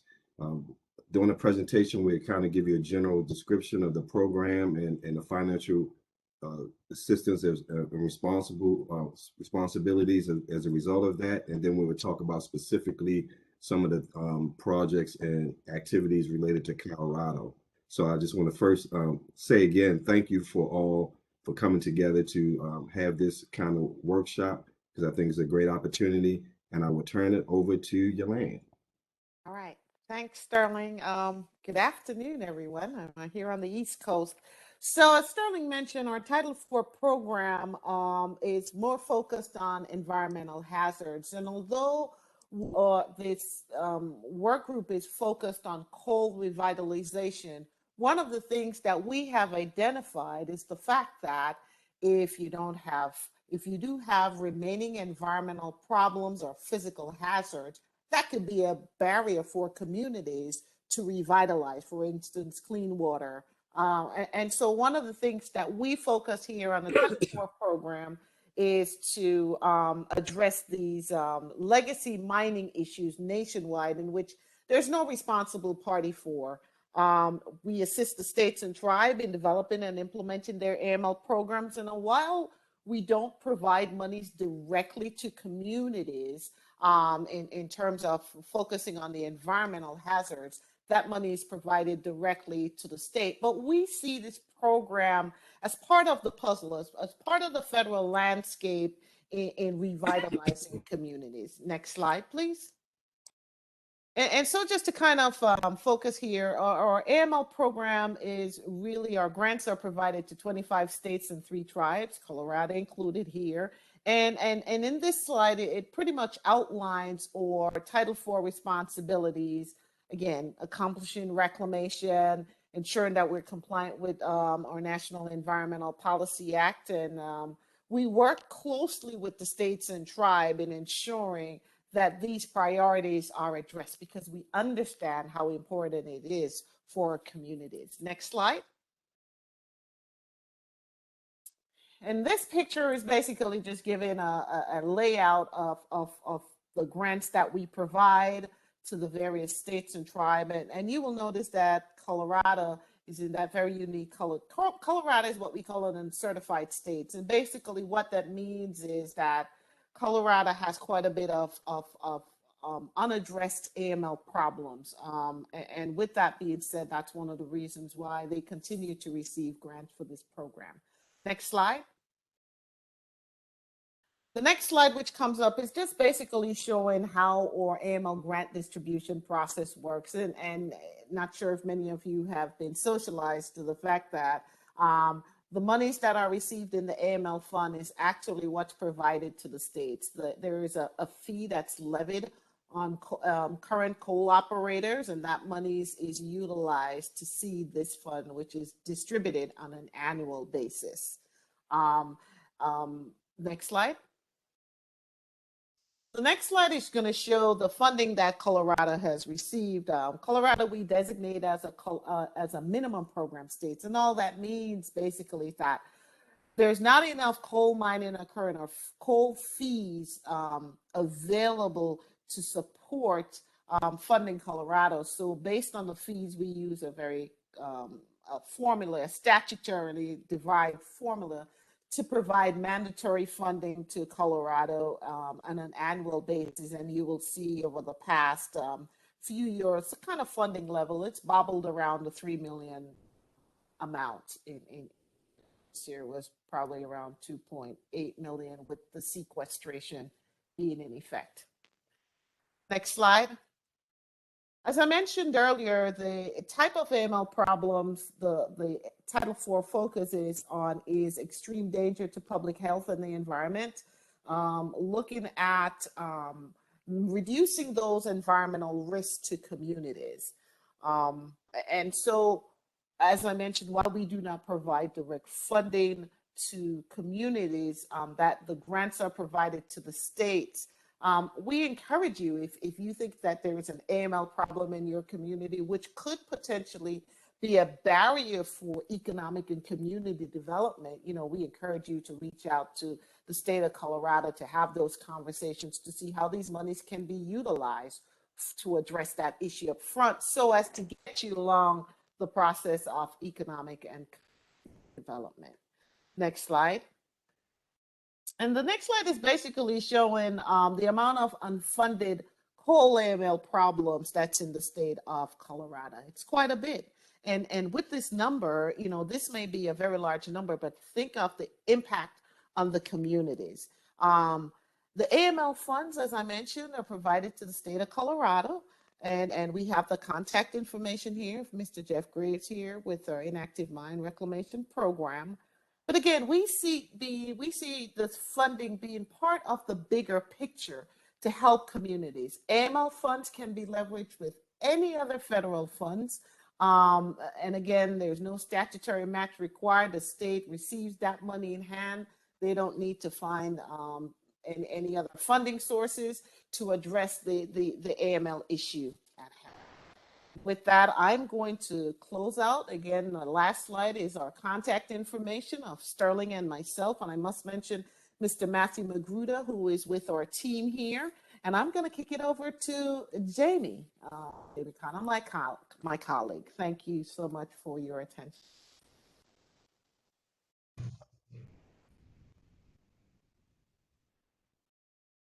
Hi, everyone. I'm assuming that you can see my slide on the screen. If not, it's not a big deal. I don't have a ton of things to show you, but I just want to say welcome to this event from the Bureau of Land Management. We're an organization that manages more than 8 million acres of surface in the state of Colorado and something like 15 million acres of mineral estate. And at the BLM, we have had, my goodness, centuries of opportunity to manage the coal estate and work with local communities. And if you've been someone that's worked with folks across the state of Colorado on any different kinds of public lands development, I'm sure you're familiar with our Bureau. I see a number of people on the screen here that I've worked with over the years, and it's unfortunately, I haven't seen you in person recently, but it's nice to get to at least see your name in the chat box over here to the right. I don't want to take up a bunch of your time today. I'm not here to talk about a bunch of funding opportunities that we have at BLM. So often, as you know, we don't come to the table with a lot of money usually. What we do come to the table with is a vast public lands estate, whether that's minerals or surface. You know, in 2018, which is the data that I have in the forefront of my mind. Sorry, I don't have something a little bit more recent. But in 2018, we had in the neighborhood of 50 coal leases in the state, and that the work on those coal leases produced just short of $800 million of economic activity for the state of Colorado. And for those of you that work in those communities, you know, we've been right there with you, our employees that being part of those communities, watching as the environment has shifted. And it's something that we take very, very seriously. And while we continue to manage that coal estate in order to provide for the fair benefits of the taxpayers, make sure that there's a responsible payment back for that coal development, but also as part of the economic driver for the communities, both local, statewide, and at the federal level. And we make sure that that's done responsibly. But we also recognize that things are shifting in this nation and moving away from coal towards natural gas. We saw a good bit of that in recent decades. And now we're looking at shifting even more. And so we want to be part of that. We want to be part of that solution. And what I've seen in my nearly 40 years of working with public lands management is that the best solutions do always get generated at the local level. The ones that really have long-lasting, standing impacts on the way we manage the public lands. And so we very much look forward to working with you as we move into the future. There's more public land at the surface as you look to western Colorado. If you're familiar with the map, you see a lot more yellow and green public lands on the map. But if you move out east, you don't see the public lands that are actually a federal mineral estate on those maps. And we do have quite a bit of federal interest in the subsurface out in eastern Colorado as well. So what I've just wanted to bring to the table today is to encourage you to not forget about your partners in public lands as you move towards all of these different opportunities that have been so eloquently presented by my colleagues here today. Many of you have worked with us over the years on biomass conversations, and as fire management and fuels reduction efforts are such a focus for all of us in recent years, you know, the idea that we could use some of that biomass for energy development is something we've been talking about a bit, but I think that could be increased even more. We have opportunities for solar production on federal lands. We haven't seen too much of that in Colorado. In fact, we haven't seen too much of solar or wind as far as applications coming in, but that is a viable use on public lands. It's good to remember that if you have a project that you're considering that involves some amount of public lands near your community, you want to make contact with your local BLM field office as early as possible. Because You know, we have rules we have to follow. We have environmental analysis that has to be completed. And the sooner you start talking to your local BLM officials, the better off you're going to be as far as getting those projects through timely. The biggest thing that we've seen as a restriction, at least for the public lands in Colorado, for renewable energy development has been transmission corridors. And that's the idea of finding a way to get this new energy source into the grid. We spend a lot of time working on energy corridors. I have a couple of colleagues on the call here with me today from our national office who are very familiar with this conversation at the national level. And we want to be part of that solution as well. We have a number of energy corridors that we're working on now that are carrying renewable energy, trying to work their way across several states, passing through Colorado. It's not an easy project to get done. There's always so many conflicting resources and public interests that we have to deal with, but we're making our way down that path, and I think you're going to see some of those projects coming to completion here in the not so far off future. So again, I would say if you have an idea for a solar or wind project that you think would be appropriately located on public lands, the sooner you talk to those local BLM officials, the better off you're going to be as far as locating your facility and not wasting your valuable time and energy. I would also say that as we shift in our communities, we're seeing so much across Colorado, a shift towards recreation, not just for visitors and tourism, but also for our local residents as well. We've seen some pretty major and impressive recreation projects being developed on BLM managed lands in some of our small towns and that are getting worldwide recognition. If you haven't heard of the Plunge that's outside of Palisade, that's a mountain bike trail that goes from the top of the Grand Mesa down into Palisade. It crosses numerous federal, state, and local land ownership parcels, a major cooperative effort that's been put forth by all of the local initiatives and the statewide recreation groups. I think it's going to bring a lot of economic development to that community. So far, the trail has been recognized on national and worldwide websites saying that people need to put it on their bucket list.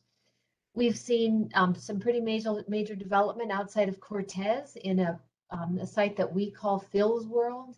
Again, huge mountain biking opportunities that also has motorized recreation as part of that area that brings a lot of people to the community and provides recreational experiences for the folks that live there locally as well.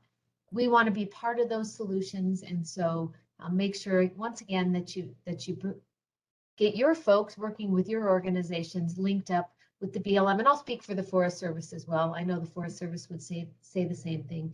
The sooner we can get talking about the future of these communities, the better. The last thing I would say is that, you know, as you're working with the Bureau of Land Management, it seems as if there is not an immediate shift from the energy development of the past as we move into these new environments. And so there are things we can do working with the existing coal companies, the existing oil and gas companies. They've been very, very good in recent years at working with us at trying to come up with mitigation for those projects.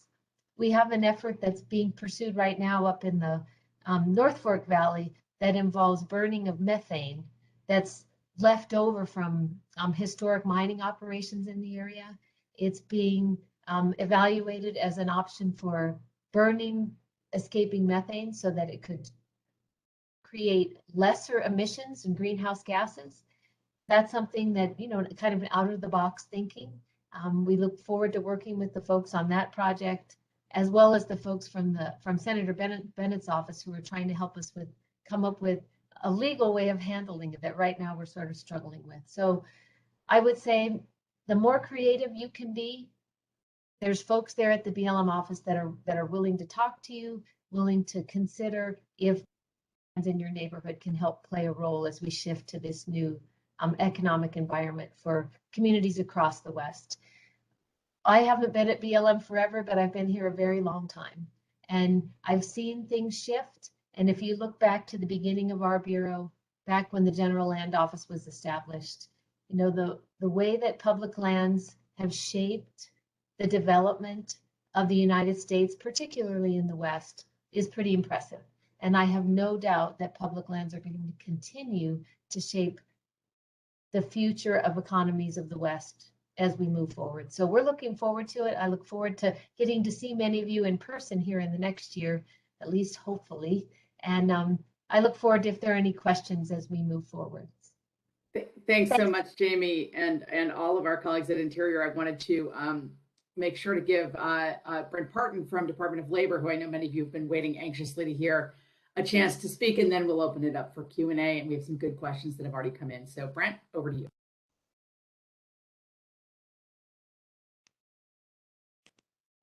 Great. Okay, just had to get off mute. There's been so much incredible content already. I'm gonna try to be as brief as possible, just to really start a conversation about the multiple ways that the U.S. Department of Labor is really here to be a partner and support Colorado's energy communities in economic development, specifically through the lens of workforce development and job training. My name is Brent Parton. I'm a senior policy advisor for U.S. Department, sit in what's called the Training Administration. We oversee the nation's workforce system. We also oversee a multitude of other workforce investment programs for communities to support them, to support workers who have been dislocated by transitions or downturns in the economy, but also to partner with industry, labor partners, community-based partners to really help communities capture and attract high-paying jobs in high-demand sectors, as well as to help support those workers who are in those communities to find good work where they're at, where there's good paying jobs.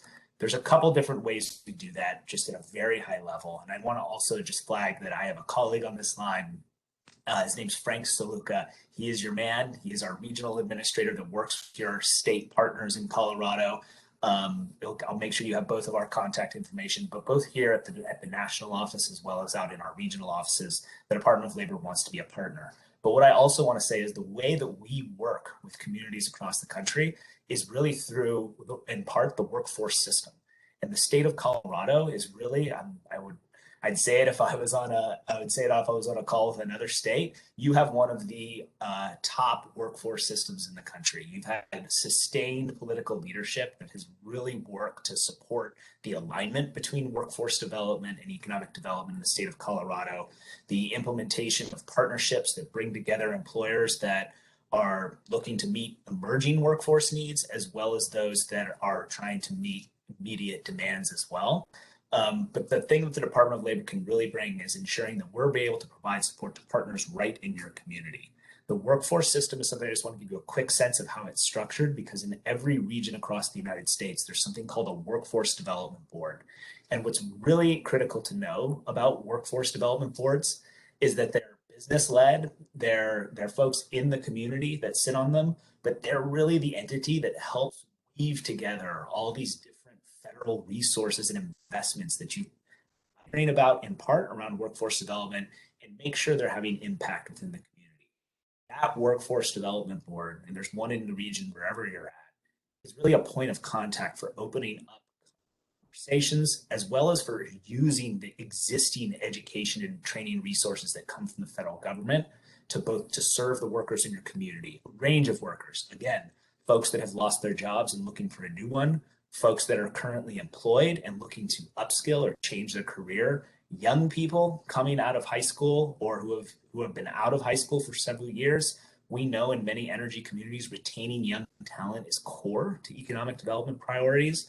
The workforce systems offers a range of programs, and we bring together many of the resources from many of our federal partners. So I'm glad I kind of got to go last in the sense that if you're having program overload, know that in many respects, your local workforce board are folks in your community, are people that can actually help you navigate a lot of these resources. Again, whether you're an employer, whether you're an individual worker, or beyond. It's really a decentralized system. I'm not going to walk you through everything today, but I want to drive home that up here at the top, us, the Department of Labor, work primarily through states. The Colorado Workforce Development Council, the director of which actually just joined our Secretary of Labor yesterday for some really important Labor Day announcements, is really there to support regions across the state of Colorado and make sure that our federal funds are getting to regions and supporting local needs. That state workforce board in Colorado works with your local workforce boards. And again, Colorado really went through an exciting transformation of its local workforce system going back several years, back to the days of Governor Hickenlooper. That was really a bottom-up approach to ensuring that how local workforce boards are structured are meeting the needs of an industry today, but really positioning communities to have the resources they need for the future. In terms of the investments themselves, however, I want to make clear that while you have these institutions that you can go to in your backyard, the Department of Labor also has available a number of additional competitive grants that are available to support workers who are looking, again, to transition, to support communities that are looking to transition, but also to ensure that young people and other folks are able to have the skills and abilities they need to access jobs that are in a different sector than they are today, or in a new or growing sector. So I just want to say at a high level, your workforce board is going to be a key point of contact on this, but we are always rolling out a number of existing federal grants to support education and training costs. Those trainings can happen at a community college. They can happen in a community-based organization. They can happen online in many cases. We have a range of different grants that come out. There's no way I'm going to keep you on today and walk through them all, but I certainly want to touch on, we fund training, but we also fund the support services that people need to ensure they can access training, complete persistent training and complete it. Basic things sometimes like transportation, childcare, but also career guidance and counseling. These are the kind of various support services that we always combine with our workforce training grants to ensure folks can access these resources.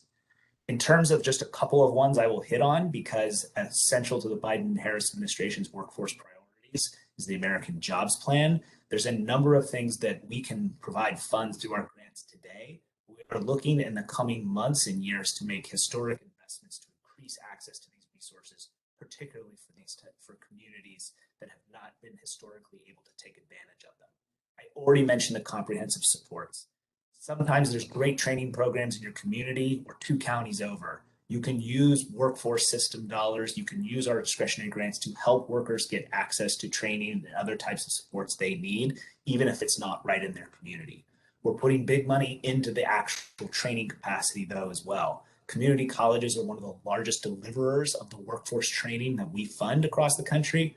We're looking to make a billions of dollar historic investment in that. We also have a recurrent funding in community colleges to ensure that they're building workforce programs that both meet existing needs, but looking down the road as well over several years of where are these economic development opportunities in our community? How can we build workforce programs? How do we fund the equipment? How do we fund the curricula? But then also how do we make sure that this training can happen at no cost to workers or students? The other 2 things I'll just mention before I look to close, just on this, again, this overview, is sector partnerships. We've talked a lot about economic development and all the various resources that are needed. There are going to be emerging parts of every local labor market where their employers are trying to grow. But when employers can come together and actually talk about where do we want to take our workforce in our community, we are able to put resources on the ground where employers want to say, we want to hire in the future over these areas. We can take advantage of grants to both build new training programs. Again, sometimes those are delivered by colleges, sometimes other partners, but really where are those sectors, whether that's could be an area like tourism, it could be renewable energy, it could be information technology, cybersecurity, it could be healthcare, hospitality. These are areas, again, that we look to make investments where industry itself is shaping the direction of the training. And the last thing is apprenticeships. Apprenticeships could be an incredibly powerful tool for ensuring when workers are looking to build new skills, they don't have to leave the labor market. Earning while you're learning is a critical equity imperative. People who especially have good paying jobs that maybe want to transition, young people who are trying to make a decision about, do I take out debt or do I go pursue a career here in my community? Apprenticeship is a powerful tool where employers and workers are able to kind of both get a win-win scenario. We're seeing expansion of apprenticeship programs beyond the skilled trades that many of us are familiar with. And I'm happy to say that the state of Colorado, again, is one of the pioneers in this space.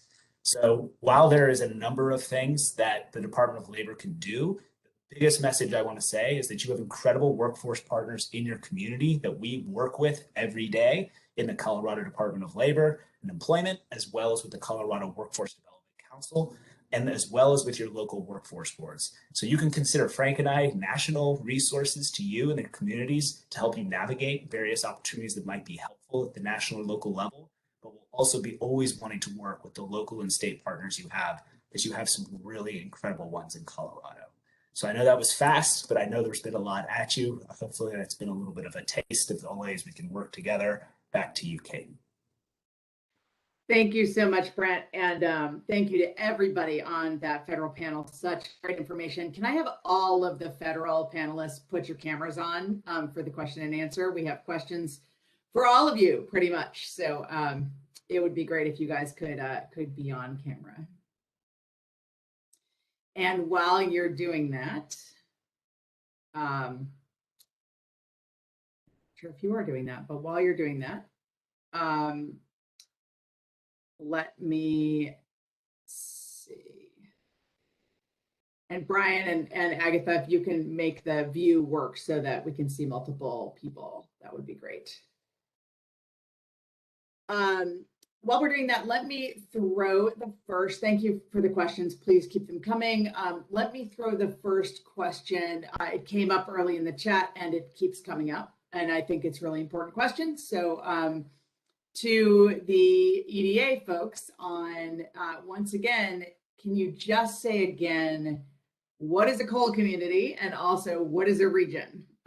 Because those questions come up a lot and I think people really want to understand, you know, and I guess I'd add to that. And can you just reiterate what you said about people's ability to apply beyond the coal community funding? So just what is a coal community, what's a region, and what can they apply for? And yeah, I'm happy to hop in there. Yeah, so I don't know if Brian or Agatha, if you can make it so that maybe it's just me that I can't see everybody, but go ahead, Jeannie. So first question with coal communities, it's really, there is no predefined list that EDA is going off of. It can really be any region or community that is able to show that they've been negatively impacted by the downturn in the coal economy, either within the past 15 years or as well if there's future job losses anticipated due to closures or kind of, I would say, relevant outcomes to those closures as well. And those communities can either be defined by place-based, such as coal mining, communities that actually have locations there, coal-fired power plants, but it's not limited to that. If there's certain communities that are really honed in on, say, logistics or supply chain manufacturing industries directly related to the coal communities, and they're also experiencing job loss, that is also within that definition. And to demonstrate eligibility, we really work with applicants to hopefully provide third-party, both economic and demographic statistics to show that downturn. So rather broad. And then to the region, we look to the applicant to actually define the region. So that could be as small or as large as where the project is going to be impacting. With Build Back Better, I'd say when we say region, we're thinking a bit broader than our economic adjustment assistance. We're thinking multiple counties, multiple cities, potentially going beyond your economic development district and partnering amongst all of them. But traditionally, a region is wherever that project will be impacting. And that could be as small as just a town, it could be as large as a county, it could be as large as a state, and even across states as well. Awesome, thanks, Jamie. And stay there for a second because another kind of foundational question for you is, if someone on the call has not worked with EDA before, what's the first step? Like, how do they start thinking through? They just had a ton of information thrown at them. They might be thinking, I want to apply for Build Back Better, and I want to think about doing it to do something with interior around mine reclamation, plus something with energy around critical minerals. Like, how do they start thinking about how to work with you? Great question.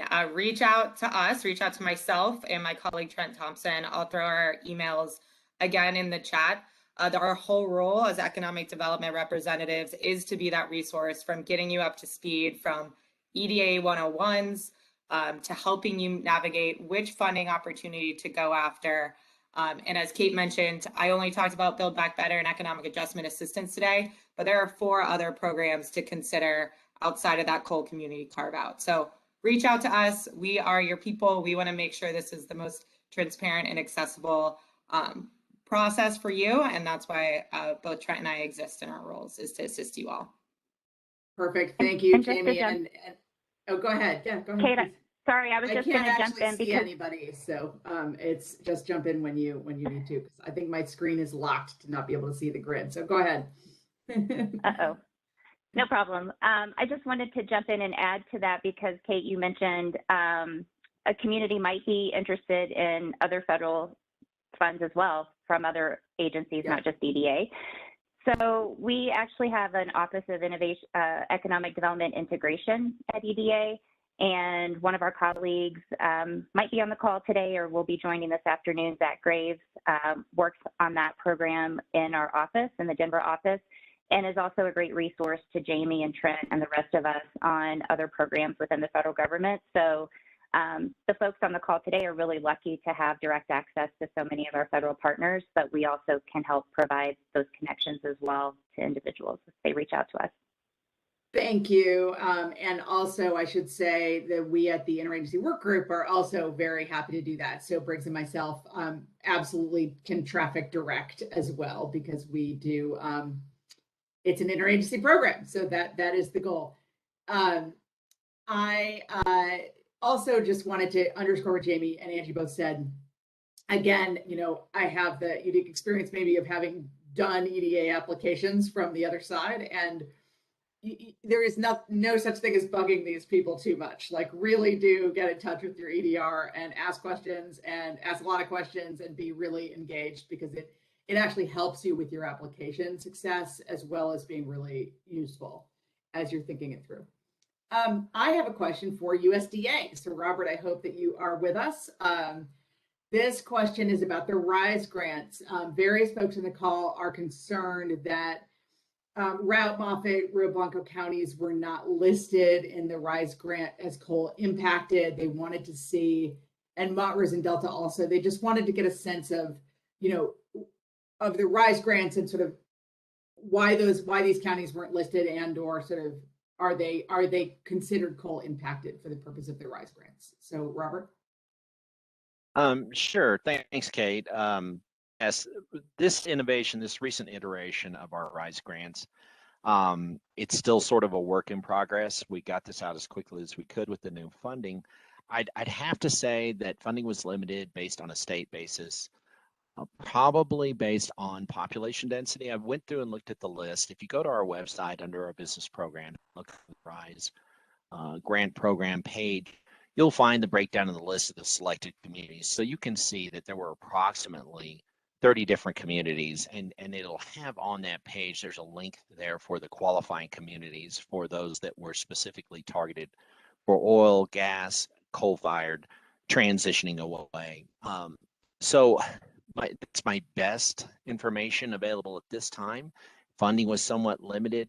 This initial bargaining that also was looking to award points to those transitioning communities, energy transitioning communities, is fairly broad. If you look under Colorado, we had 2 different main counties, 2 different main areas that were targeted, and Junction area and Northwest Colorado non-metropolitan area. That included Mesa County, Rio Blanco County, and Garfield County. So I see under one of the comments in the chat, either, I don't know if it was from Trish or Kathy, that questioned about, I think it was Rio Blanco, they're going to be making modifications to this grant program going forward.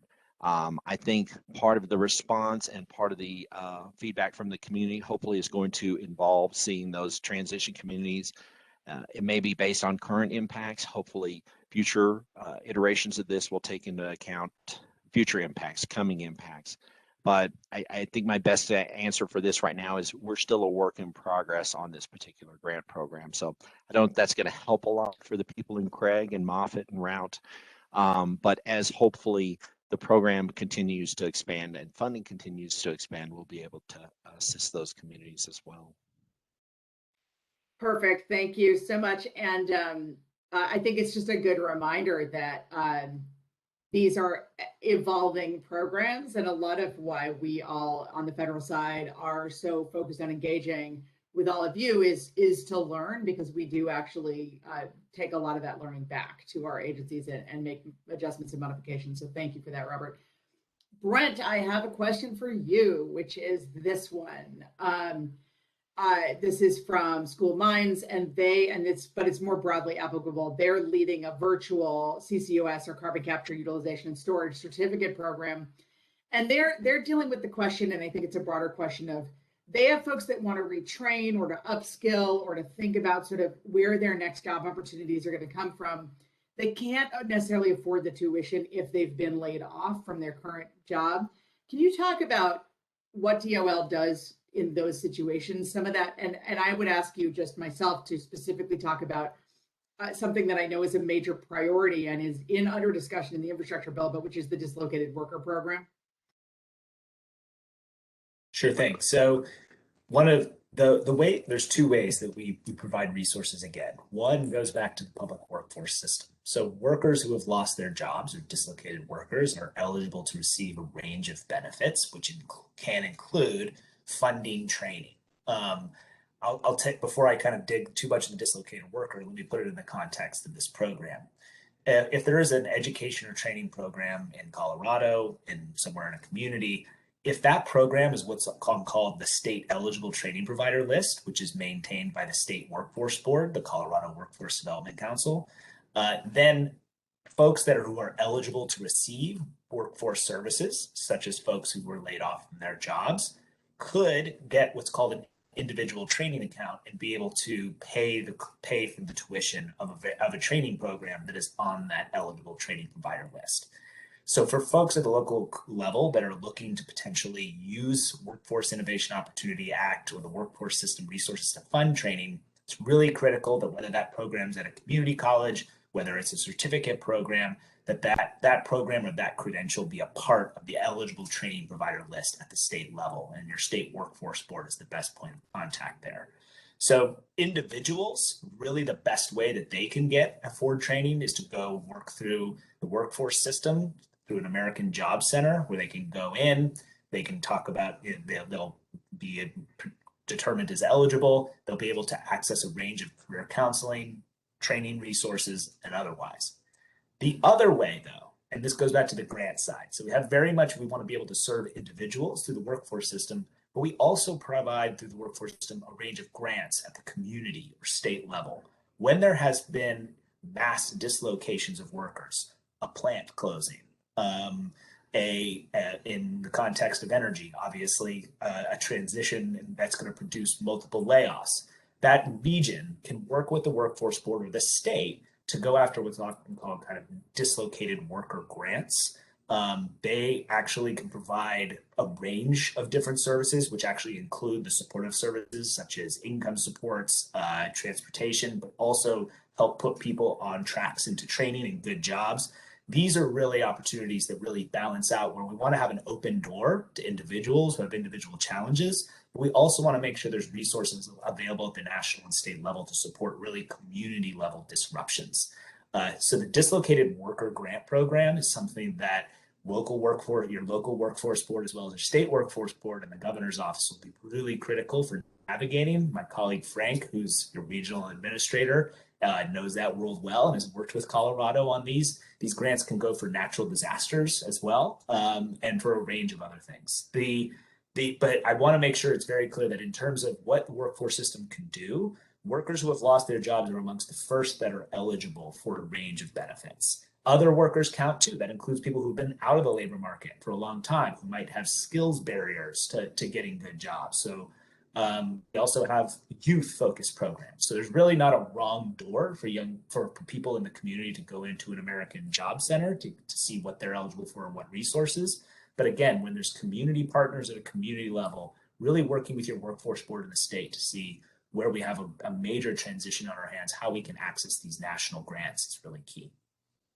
Thanks so much, Brent. And I know from talking to many folks on the ground in Colorado that that the proposals you're thinking through for the EDA funding almost universally include a workforce component. So really reaching out early to that workforce board. And Brent, I think that slide may not have shown when you went through it. So if you could put in the chat whatever link you have so people can find their workforce boards, that would be great. But really reaching out early in the process and engaging early, it just makes a ton of sense from what Brent just said, because there are a lot of different programs and that's a good portal into them. Yeah, and no one should be in a Go ahead. position to have to navigate them all individually. I think that really is the key, is working with your workforce board who knows that world is going to be critical. Absolutely. Thanks so much, Brent. And I know we're a little over time. I did want to say there were some really good questions in the chat that actually Briggs answered in the chat about sort of thinking through fossil asset reuse. So thinking through critical materials mining on existing mines and thinking through some of the other uses for existing fossil assets. So please look at those. That was an important part of his presentation, but it's a really, NETL actually, where Briggs is, does a lot of that work. And so I would really recommend reaching out to him on that issue. Before we transition to the state panel, I have one last question, which is, maybe it's sort of for the federal folks and maybe actually Wade and Terry can get on for the state side. But one of the things that came up in many of your presentations was the funding that you give directly to states. And I think that folks would love to better understand how does like the EDA money that went straight to the states interact with, for instance, the regional proposals coming from that state? How does the money that goes straight to the state for workforce or from Interior, how does that interact with regional proposals that are then coming up from below? Is there some, mechanism that we have at the federal level to help coordinate that? Is that the state really is on tap to coordinate that? And maybe Angie, I'll throw that to you first from the EDA perspective, because as you said, there was direct grant money that went to every state. And I think a lot of folks want to understand how that's going to interact with these regional proposals. I can jump in, and Jamie, you can back me up. We're actually just now working on getting those dollars into the states. And I think every state will be utilizing them differently. We've been very broad with how the states can use the money. The $1 million is for planning. So as Jamie said, some states are looking at maybe doing a statewide comprehensive economic development strategy, which is like a 5-year plan for economic development for the whole state. Some states might be coordinating among the economic development districts that EDA already funds and looking for more areas of collaboration and ways to implement some of those plans. And then we're also putting some dollars in travel and tourism directly into the states. And that will, largely I expect will be for marketing potentially for getting tourists to come back into the state. But I will say that Jamie and Trent and all of our economic development representatives are having conversations at the state level with the leaders to determine how they want to use those dollars. And it's really quite open. And once we make those grants, then they are up and running and just kind of keeping us posted on how it's going. So it's really to empower the states to take advantage of some additional dollars to start the recovery process. Thanks so much. And anyone else from the federal side want to jump in, sort of state regional interaction, which I know differs across different agencies, and then we will turn it to the federal panel and the state panel in just a minute. I might just add to that. Angie said it very well. At the federal level, we give a lot of latitude to our state partners, and I know we have several people from DOLA on the meeting today, and so it's so neat to see the different proposals that come from around the state, and our state office does such a great job of prioritizing and strategizing how they use that funding. And I think that's truly the beauty of our programs at HUD that pass through to the state, because they do such a great job of prioritizing that funding. And as long as it meets our national objectives, we do give a lot of latitude, like I said. So I think it's a great opportunity for many communities, and just encourage them to connect with their state partners. Perfect, thank you. And I know HUD and USDA and Interior programs and EDA all have these, and labor all have regional networks and existing folks who work at the state and regional level. So that's always a good first step. But I'm just going to say, particularly for states like Colorado, where this set of transition issues is fundamental. This is me just encouraging our state folks on the line to think about economic planning and transition planning when you're thinking about those state funds, and coordinate wherever possible with some of these important regional opportunities. And with that, I want to thank our amazing federal panelists, and then use this moment to turn things over to back to Wade Buchanan to moderate the state panel. Great. Well, thank you, Kate. Thanks to all of our federal partners for such an interesting and fact-filled number of presentations. We have a lot to think about, a lot to work with. I should tell folks that we will have all of this posted online, as I think is explained in the chat. And so if you miss stuff, we'll try to collectively figure it out together. So we have a little time left to have a panel of both state and local folks to talk a little bit about what this looks like from Colorado. And because we're running a little late, I'll try to do this very quickly. We're going to hear from 5 people. Terry Livermore is my colleague in the Office of Just Transition. And she'll speak first, followed by Kat Pappenbrock from the OEDIT, the Office of Economic Development and International Trade, followed by Greg Winkler, who's one of our regional managers for the Department of Local Affairs.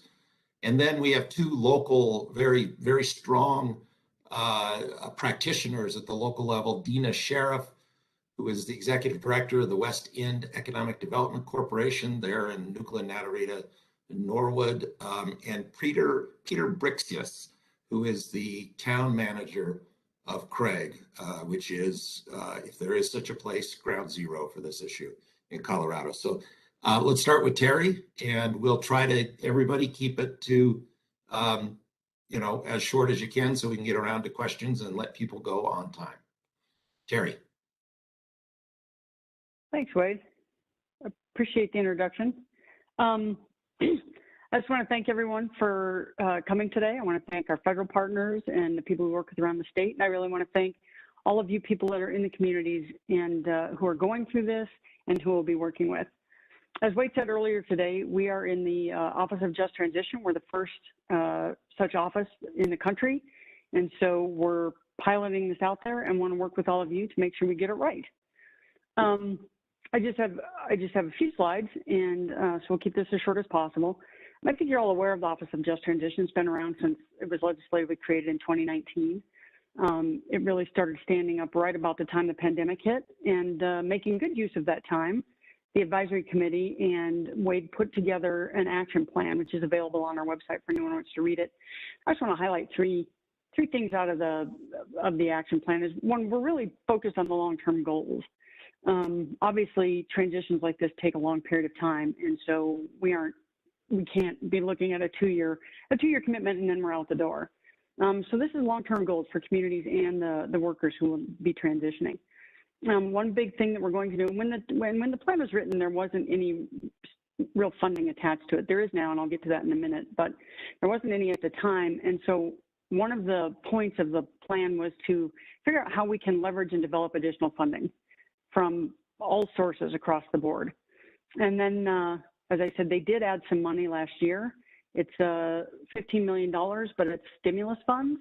So they're short-term funding for long-term needs. So we're trying to work that out right now, and we'll be working with all of you to make sure we can maximize the use of those dollars to leverage all the federal money that's out there right now and to leverage money continuously in the future. And I totally forgot to start my video. You'll see there, the second section there is the guiding principles. And these aren't all of them, but these are the biggest ones. And I think the first one there is the most important.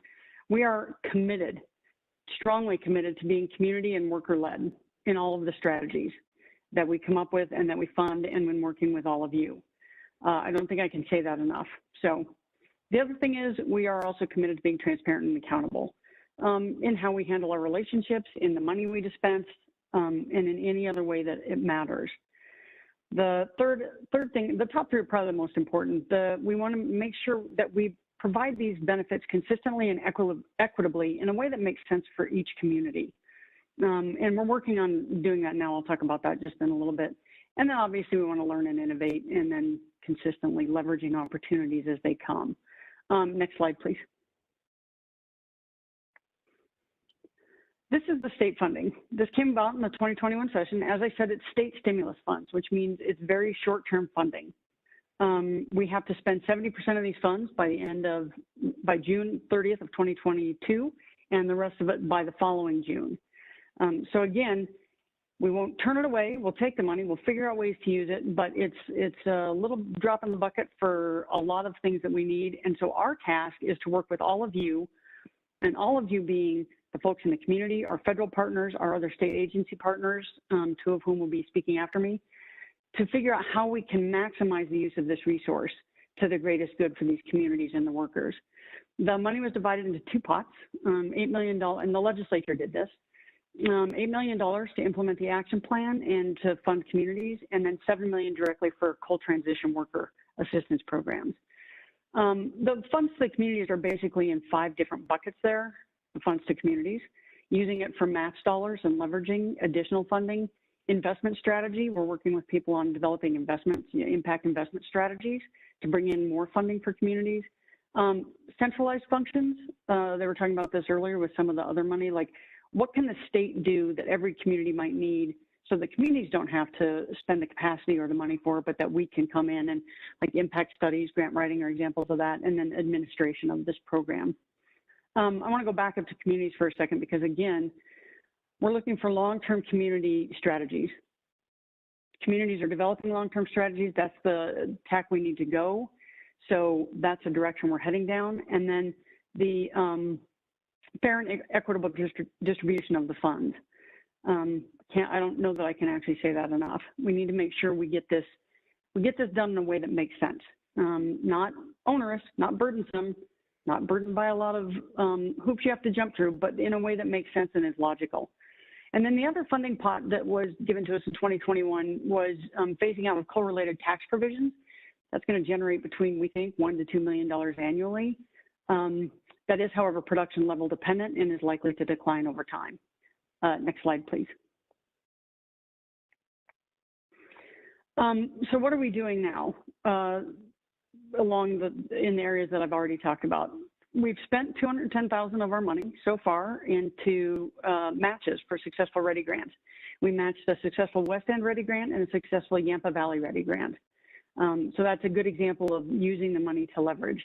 At this point, we like to say we're probably not going to be the first money in because we don't have enough to do that, but we can leverage other funds and sources through matching, or if there are gaps that need to be filled, that's when we can be, we think, really successful with what we're doing. We are in the process of developing our process and criteria for consistent and equitable distribution of the community funds. We should have a draft out. We want to make sure plenty of people have a chance to review it so that it's a joint and collaborative process. So we should have a draft out in the next week or so, we're hoping, week or two, we're hoping. We're in the process of staffing up our office. Just so you know, Wade was here for a long time. I was recently hired, and we just the other day hired a community engagement and economic development person who you'll all be getting introduced to over the next few weeks.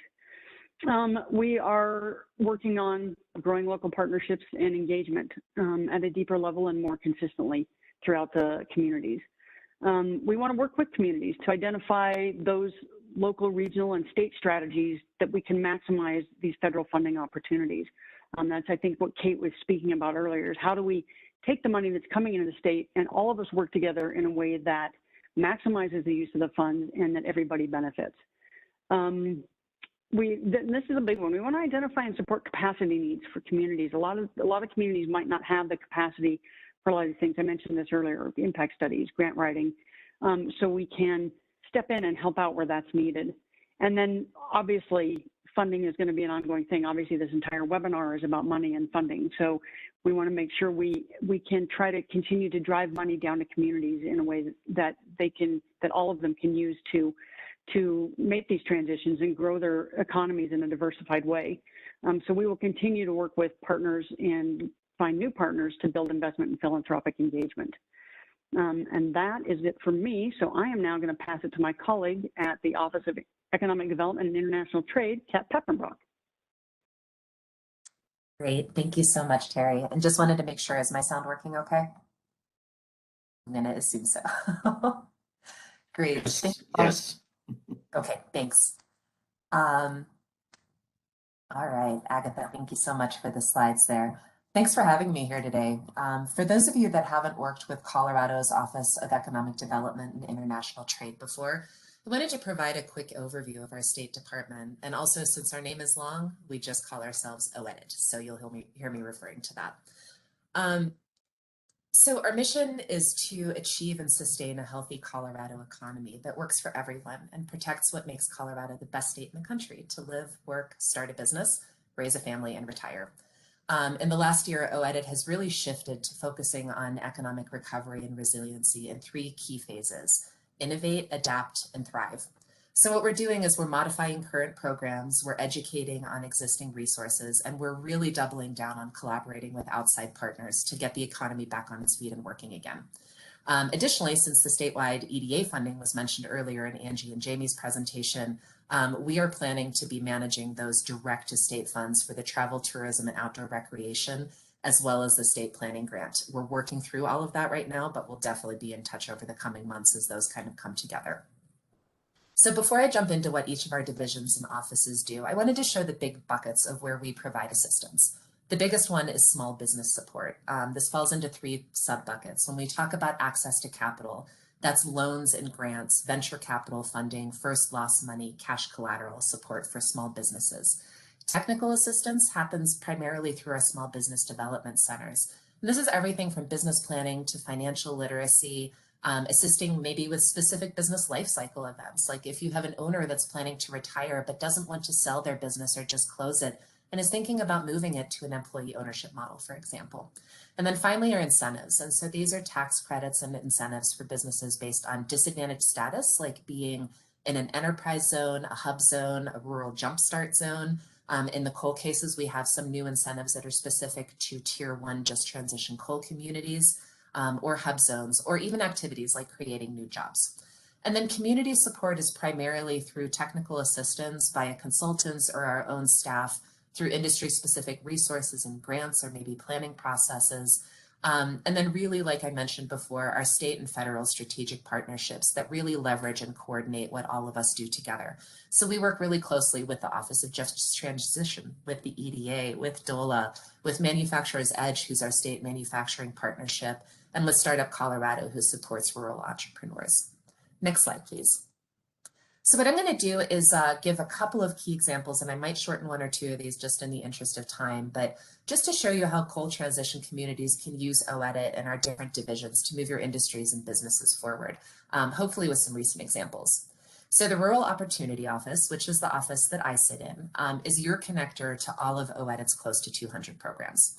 We certainly don't expect you as the community member or even local business to understand all of us. Use us. We're a team of 3. We all live in rural Colorado. So it's myself, Greg Thomason, and Tom Monaco, to be your curator and your connector based on what your needs and opportunities are. Our office also provides technical assistance support to communities through the Rural Technical Assistance Program, or what you may have used in the past as the Blueprint 2.0 program. That's going to be relaunching late this fall as well. One of the key programs we're involved in right now is the EDA-funded Rural Recovery and Resiliency Roadmaps program, which is a strategic planning process for rural Colorado regions. And we're doing that in partnership with DOLA, Community Builders, and CDLE.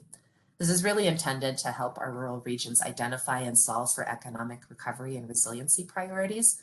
And our state team is providing a mix of planning and technical assistance, as well as support to identify implementation funding to make those strategies actually realized in a realistic and reasonable timeline. 16 regional teams were selected for this 2-year process, and within our coal transition communities, the whole Yampa Valley is one of those 16, so Moffett, Rio Blanco, and Routt counties. Morgan County is also part of a regional team. Gunnison County and Larimer counties are involved as well.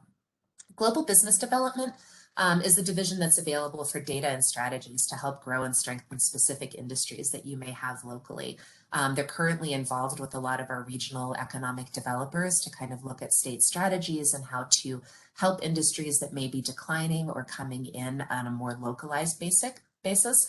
And they also provide some strategic incentives. More specifically, they can do some customized projects. Like right now, something that's of interest to the western slope of Colorado is they're working with Mesa County on a supply chain transportation feasibility study that's really kind of looking at how to shore up a lot of those disruptions that we keep having on the entire western slope of Colorado. The Colorado Tourism Office, which many of you probably know, have worked with our coal impacted communities to develop their local tourism industry through workshops as well as grant programs like the marketing matching grant that's open now. They're also currently working with an EDA funded grant to restart and reimagine the Colorado tourism industry.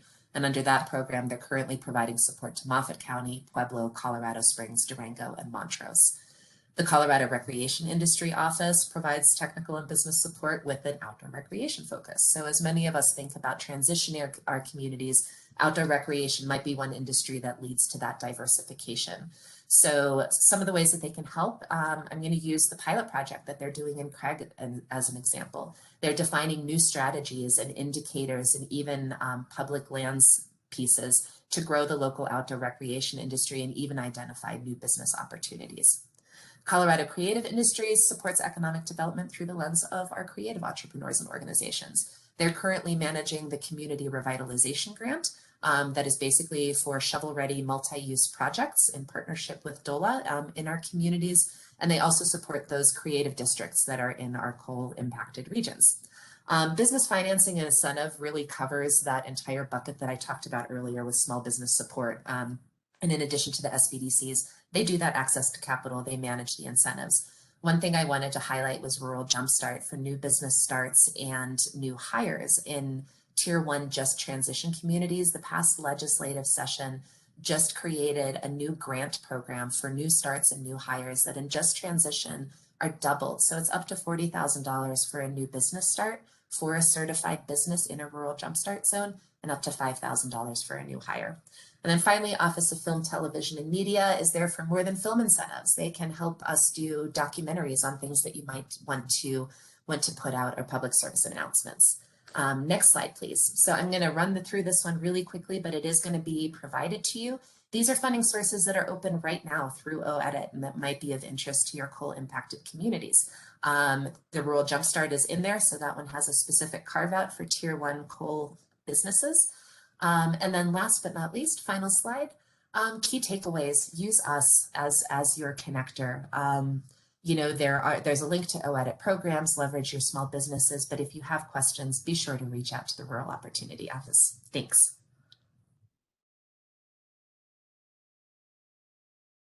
Wonderful, thank you, Kat. That was great. Now let's go to Greg Winkler with DOLA.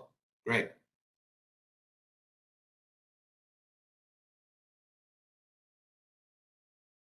Good morning.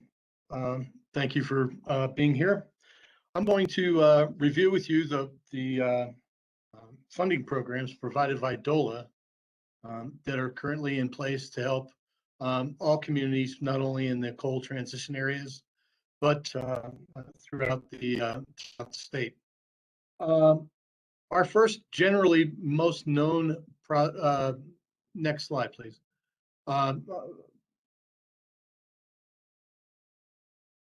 The Energy Mineral Impact Fund is the most generally known funding project that we have. It's this year, this fiscal year 21-22, we have $16.5 million. We're currently in the fall cycle, which will have a $6.5 million funding ticket to it. We'll entertain both Tier 1 grants that are administratively reviewed and then Tier 2 grants, which are reviewed by the Energy Mineral Impact Assistance Committee. All of our awards are made in final decision form by our executive director. Next slide. In the spring, we will have the same function through the Energy Mineral Program for a funding cycle in March. It will have $10 million, and the limits, reviews, and approaches on all Tier 1 grants and tier 2 grants will stay the same, with our executive director making the final decisions. Next slide, please.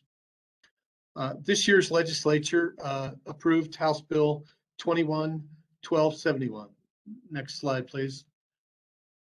The intent of the legislation was to create incentives to local municipalities and counties to remove inhibited land use codes and regulations to allow for the development of additional affordable housing. It's going to provide funding to help with those land use codes and eliminate them, and also to institute new ones that will be available to help you provide for additional affordable housing. Next slide, please. The bill was created into 3 different positions, one for a planning grant, and that will help communities identify what their land use regulations are, what might be inhibiting affordable housing growth, and what codes they might be able to institute in order to allow for more affordable housing. The second part, which will start in November of this year as a pilot program, will be a housing development incentive program, which will help local communities get their foot on the ground as far as doing affordable housing. And then the third component is the housing toolkit, which is going to be administered by the Division of Housing. Next slide, please. Further, the planning grant program, it's $6.8 million. We are currently taking applications through September 20th, and then they'll start to fund those applications to help those communities, whether they be counties or municipalities, in order to update their land use codes to allow for affordable housing. We're only requiring a 25% match to any of those grant funds. Next slide, please. Our Housing Development Incentives Program, as I said, will start in November of this year as a pilot program, with the following rest of the money being available in October of 2022. What we're trying to do with the Housing Development Incentive Program is to initiate the development of affordable housing in those communities that have updated their land use codes to allow for more affordable housing. The housing toolkit is just an administrative technical assistance area that will help communities with what they're trying to do as far as affordable housing goes. Next slide, please. One of our other funding programs is the Rural Economic Development Initiative, our READY program. And we just finished making awards in July of 2021. And we made 21 applications and were awarded $4,109,000. The applications were a combination of implementation projects, capacity building, and planning, and they created economic stabilization and growth through diversification. Next slide, please. We have a second round of funding for READY that is currently open right now. It opened on August 30th. It will close on October 1st. We have $2.5 million ready for award. The maximum award would be a $430,000 award. And we expect to make our grants known by November of 2021. There is a website at the bottom of the page here if you need any additional information, and you can also contact your regional managers across the state. Next slide, please. Additional programs that we're funding right now is the Renewable and Clean Energy Initiative, which was established under House Bill 21-1253. That allowed for an additional $5 million to do renewable and clean energy projects. And I'll go into further detail about that. We also have the broadband monies that were allocated under 21-1289, which allocated $5 million of ARPA funds to do middle mile projects. And then, as Kat already explained, our collaboration with the Office of Economic Economic Development and International Trade, our Economic Roadmap and Resiliency Project. Next slide, please. The Renewable and Clean Energy Initiative is $5 million of funding through that statutory site. The projects are to support the development and construction of renewable and clean energy initiatives in all areas of the state. There will be additional consideration given on these applications to where we will put renewable or clean energy in areas that have not previously had it. Next slide, please. Under our broadband program, the interconnectivity program under 1289, $5 million was allocated of American Recovery Plan monies so that we can put middle mile fiber runs between communities. It's regional, it's multi-jurisdictional. It is always to be open access, and it should not be used in any area for last mile implementation. We have not rolled out that program yet because we are still waiting for final guidance from Treasury. But once we have that, we're going to put out that project and see if we can be able to enhance the middle mile program throughout the state. Next slide, please. And DOLA has a traditional broadband program, which we have been running since 2013. This next fiscal year that we're in, or the current fiscal year, we have $4.1 million in energy mineral impact assistance funds. Local government matches, depending on whether it's a planning grant or an implementation grant, can range from 25 to 50%. All funds have to be used for middle mile and no last mile deployments. And all infrastructure with the funds and are offered to private entities, but must be done in an open access and competitively neutral model. Next slide, please. There's really no reason for me to go over this one, Economic Roadmaps and Resiliency Program, as Kate already covered it, but it is a collaborative effort between OEDIT, community builders, and it will result in having roadmap recovery plans in 16 different areas of the state in order to help them develop policies, procedures to make sure that they are resilient in the event that either a natural or man-made disaster occurs in any of those areas. Next slide and last slide. These are all of the persons to contact if you need additional information. On the housing program, it will be Andy Hill. The READY program will be Kate Gabert. Renewables will be Patrick Rondinelli. Broadband would be myself, and then Marguerite Harden for the Economic Resiliency and Resiliency Program. So thank you for your time. I appreciate it, and hope you all have a good day. Thanks, Greg.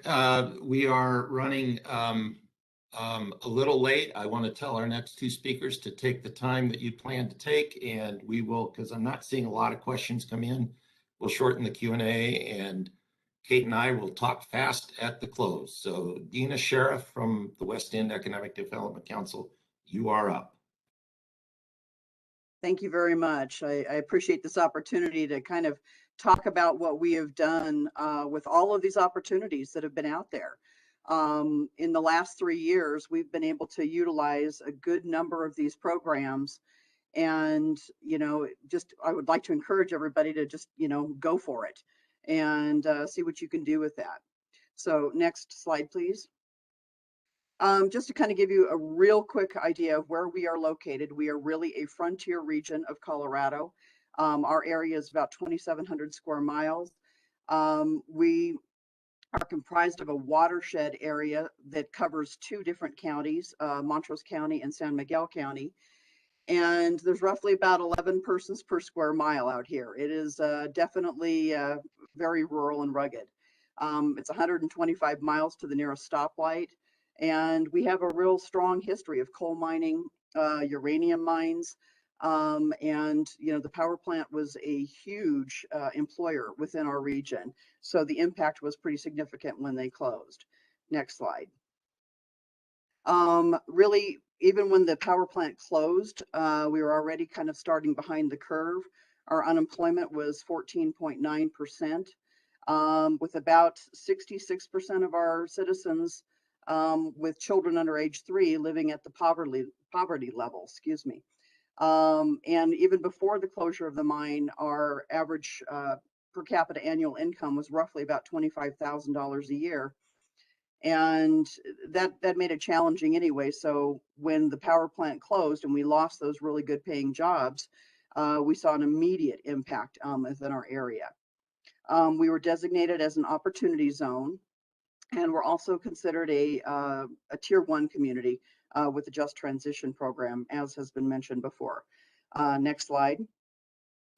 One thing that we had going for us right off the bat is that we already had broadband in our area. We have a local telephone company that actually went out to the dark fiber line that runs between Colorado and Utah and extended lines 25 miles back to Nucla and Natarita. And they brought broadband and fiber optic to this area, which was phenomenal. Really gave us a good working point. Next slide, please. We really focused on what we had when we started looking at what we were going to have to work with outside of having a power plant. We really had to do that basic SWOT analysis. What is in our area and what can we do with it? So we really decided to focus on 3 major areas. That was outdoor recreation and tourism. This is a phenomenally beautiful area of Colorado that no one knows about. We really wanted to focus on value-added agriculture since it is a rural ag community. And we really wanted to start focusing on small business and entrepreneur development within our community. Next, please. But we threw everything on the table. We had to look at everything that could possibly help save this community and move it forward into the future. One of the things that we did is we also opened a co-working space in our area, which, if you can hear it in the background, our co-working space is packed today. Our kitchen is being used, and we've probably got about 14 people in here using the broadband. So hopefully everything is stable on your end. Go ahead, next slide, please. We developed a plan. We worked with community builders. We worked with RPI Incorporated. We worked with Region 10, who was a phenomenal partner. And we worked with the Telluride Foundation, which really, we could not have done this without our partners. There's just no doubt about it. But through all of these things, we came up with a plan. We are going to promote that business retention, diversification, and development, get our outdoor rec plans going, Main Street improvements to encourage people to come here and spend money, and then market our area outside of it and let people know where we are. Okay, next slide, please. We also developed a satellite office for our Small Business Development Center. One of the things that we focused on for entrepreneurs is those kinds of classes that businesses need to have. QuickBooks, marketing your business. If you're an inventor, how do you get your invention to market? How do you market your company? How do you run a business plan for a farm? Those are kind of the things that we started focusing on with our area. Next slide, please. We actually took the time during COVID to completely rebuild and revamp our website. It was older, let's put it that way. And so we developed it so that our website is completely focused on our economic development. The previous website that we had was a little bit of everything. And so we needed to kind of separate those things out.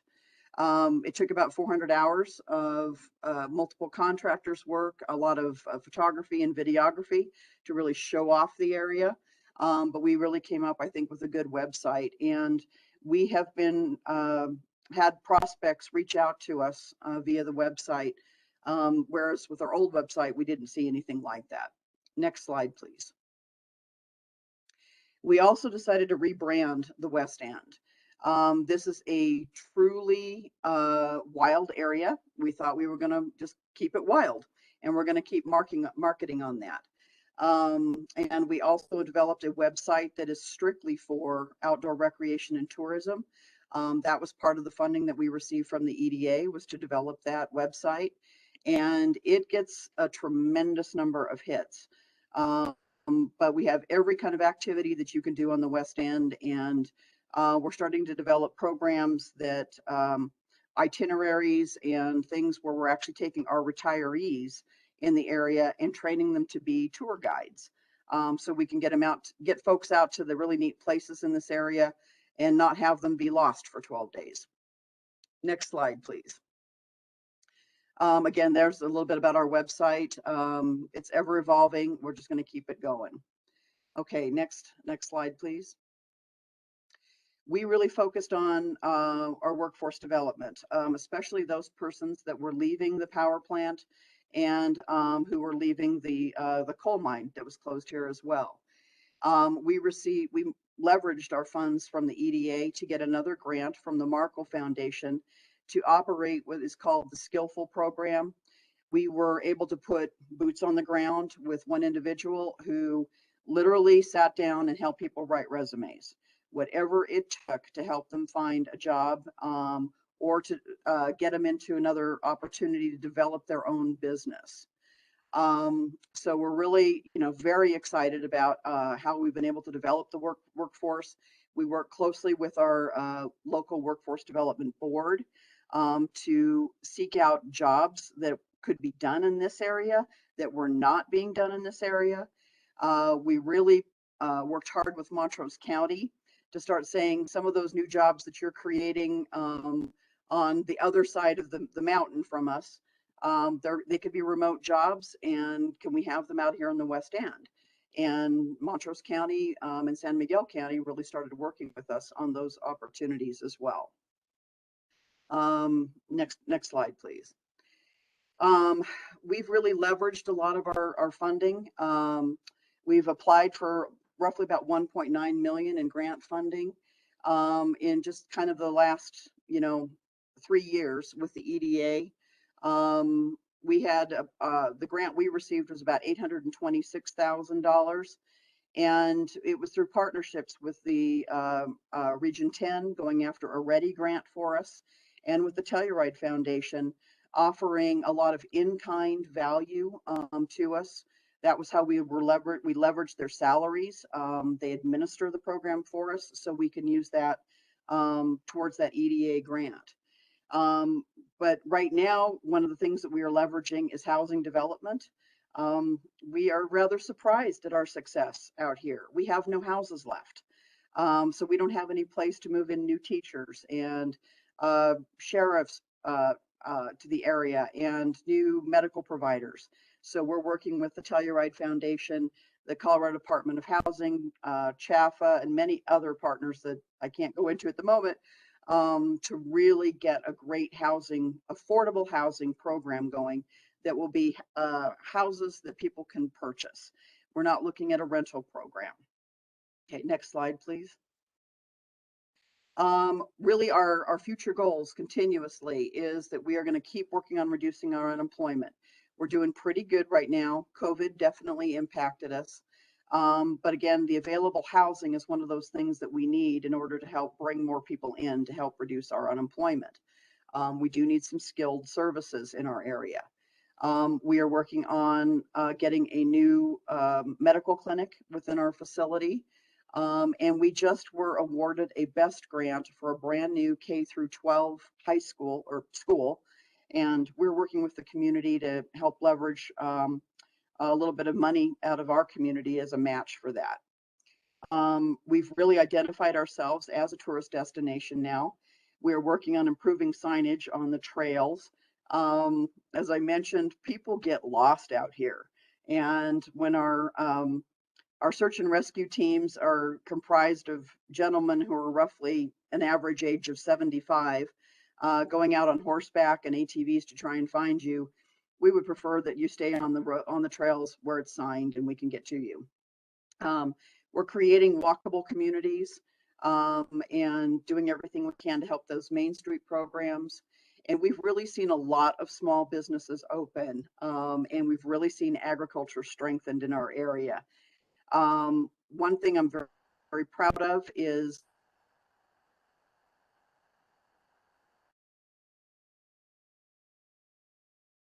an agreement. Time has now expanded 3 times in the last 3 years. And we're working with a lot of agricultural producers to actually grow the grain that now goes into the grain mill, that now goes into bread. And that is really one, nice vertically integrated program that we've got going. Next slide, please. It really has made a difference in our community. Our sales tax collection is really up about 20%. We can't take credit for all of that. COVID actually benefited us when everybody escaped from the cities and decided they were going to head to the middle of nowhere. But it worked out, and now people know where we are and they're coming back. We have now occupied all but one building on all of our main streets between Nucla, Natarita, and Norwood. They are all being redeveloped into retail centers. We've got an equipment rental business that just moved in that's doing very well. And a lot of outdoor recreation opportunities have come from that as well. But between 2019 and today, 114 new businesses have formed in the West End.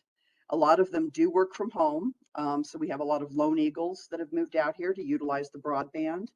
And really, since West End Economic Development was formed over the last 7 years, we've seen 188 new businesses open up. These are all registered with the Secretary of State.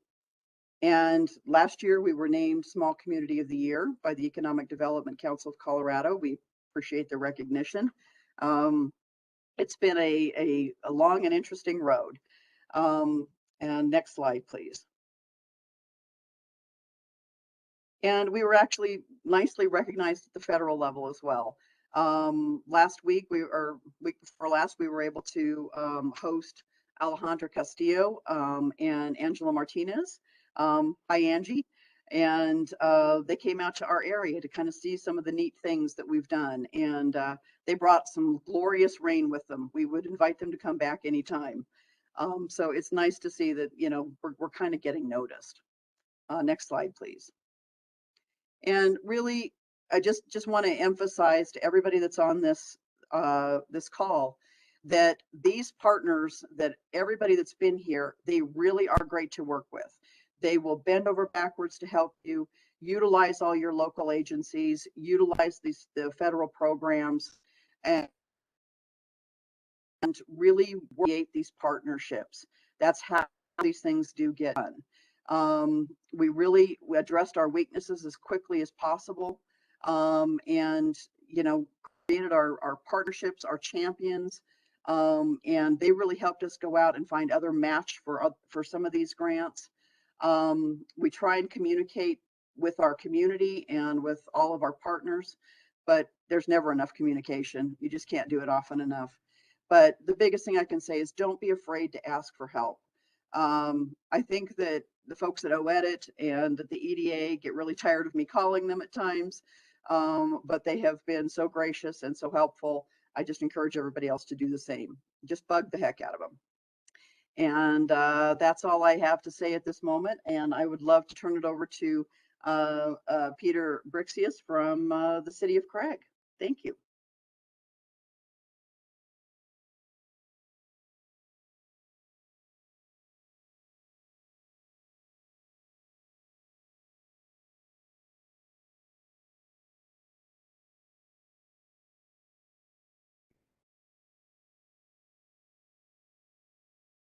Peter, we can't quite hear you.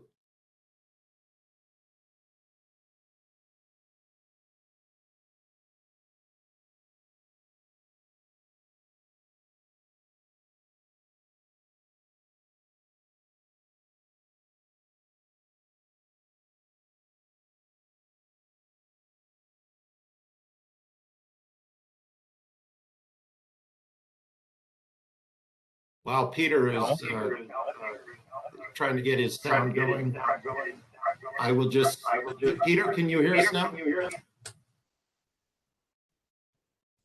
Can you? There you go. Yes. Hello? Bring her home. Yes, we can hear you. Okay, how about that? Are we good? I'm hearing you loud and clear, Peter. Okay, thank you. I had the phone on, I switched back to the computer. That was a great presentation, by the way. I think we've had a lot of similar experiences. I appreciated some insight and great progress down in the southwest corner. So very much appreciate the opportunity to present today. We're going to talk about a few things related to our transition plan. This is our transition plan, which we've marched through several of these things and are currently working on a number of things. But as we get into this discussion, I want to make sure that it's clear that we're not complaining. We have had tremendous support from EDA, from DOLA, from the agencies, and Just Transition. And so we don't have a complaint there. It's our own ignorance a lot of times that gets in our way. So we entered, we're going to talk about this grant that we're currently working on for the river project. This started out as a $4 million opportunity. And we positioned this as the Yampa River Corridor project, and it had 4 components to it when it started.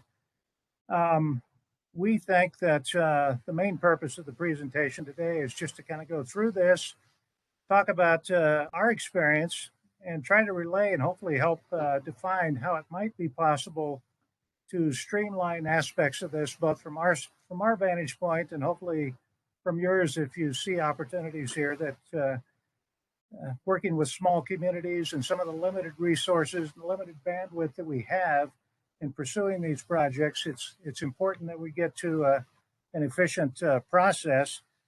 We typically have relied on DOLA support over the past 20, 30 years, and the grant process is considerably different, of course, and the support is very personal, which is a benefit to the entire project. And we felt the same way as we entered the EDA process this year, too. We had a lot of personal attention, and we appreciated working with Trent and Johnny or Jenny Benz, and it's been a great experience so far. But we have some areas that we'd like to discuss, and so I'm going to get into that now. So the project, if you look at this map of the corridor project, this is our progress timeline, our process timeline. We got involved in this in about the April-May timeframe and decided to pursue the grant for the Yampa corridor project, and got into discussions with EDA in June. We contracted for the PER with SGM Engineering out of Glenwood Springs.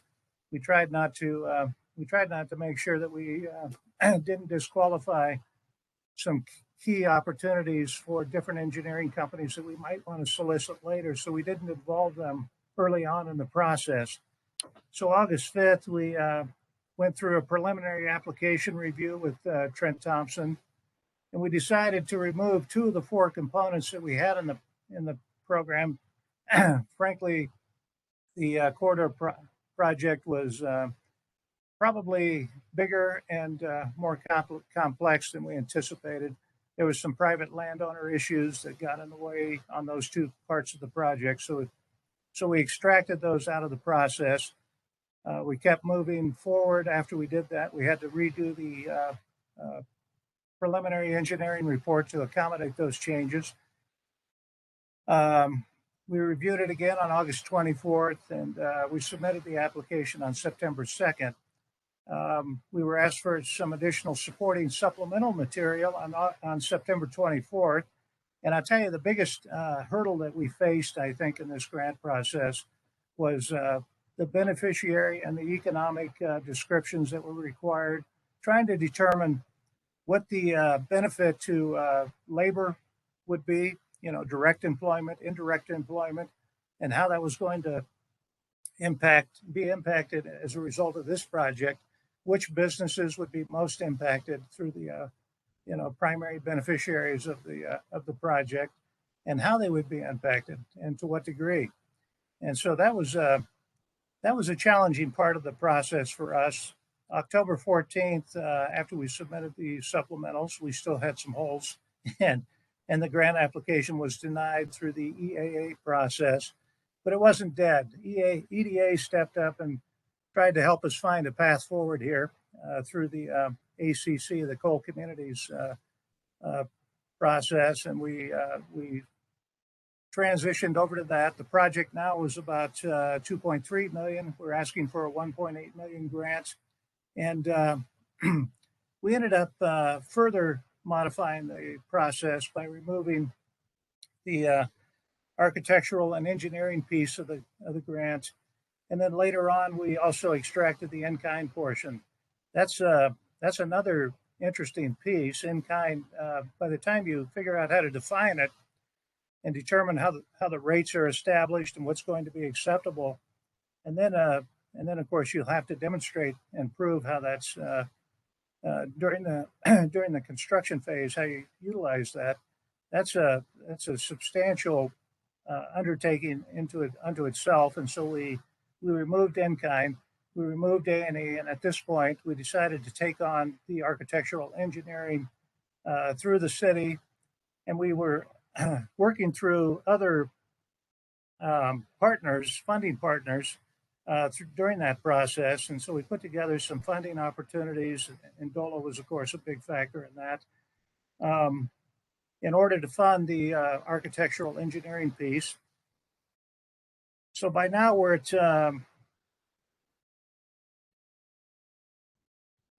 we're at the resubmissions point in November of 9th of 2020. So we resubmit the grant, and we received a merit for further consideration letter on December 29th, which outlined 3 particular areas that were deficient, and certainly made sense to us in terms of what had to be accomplished.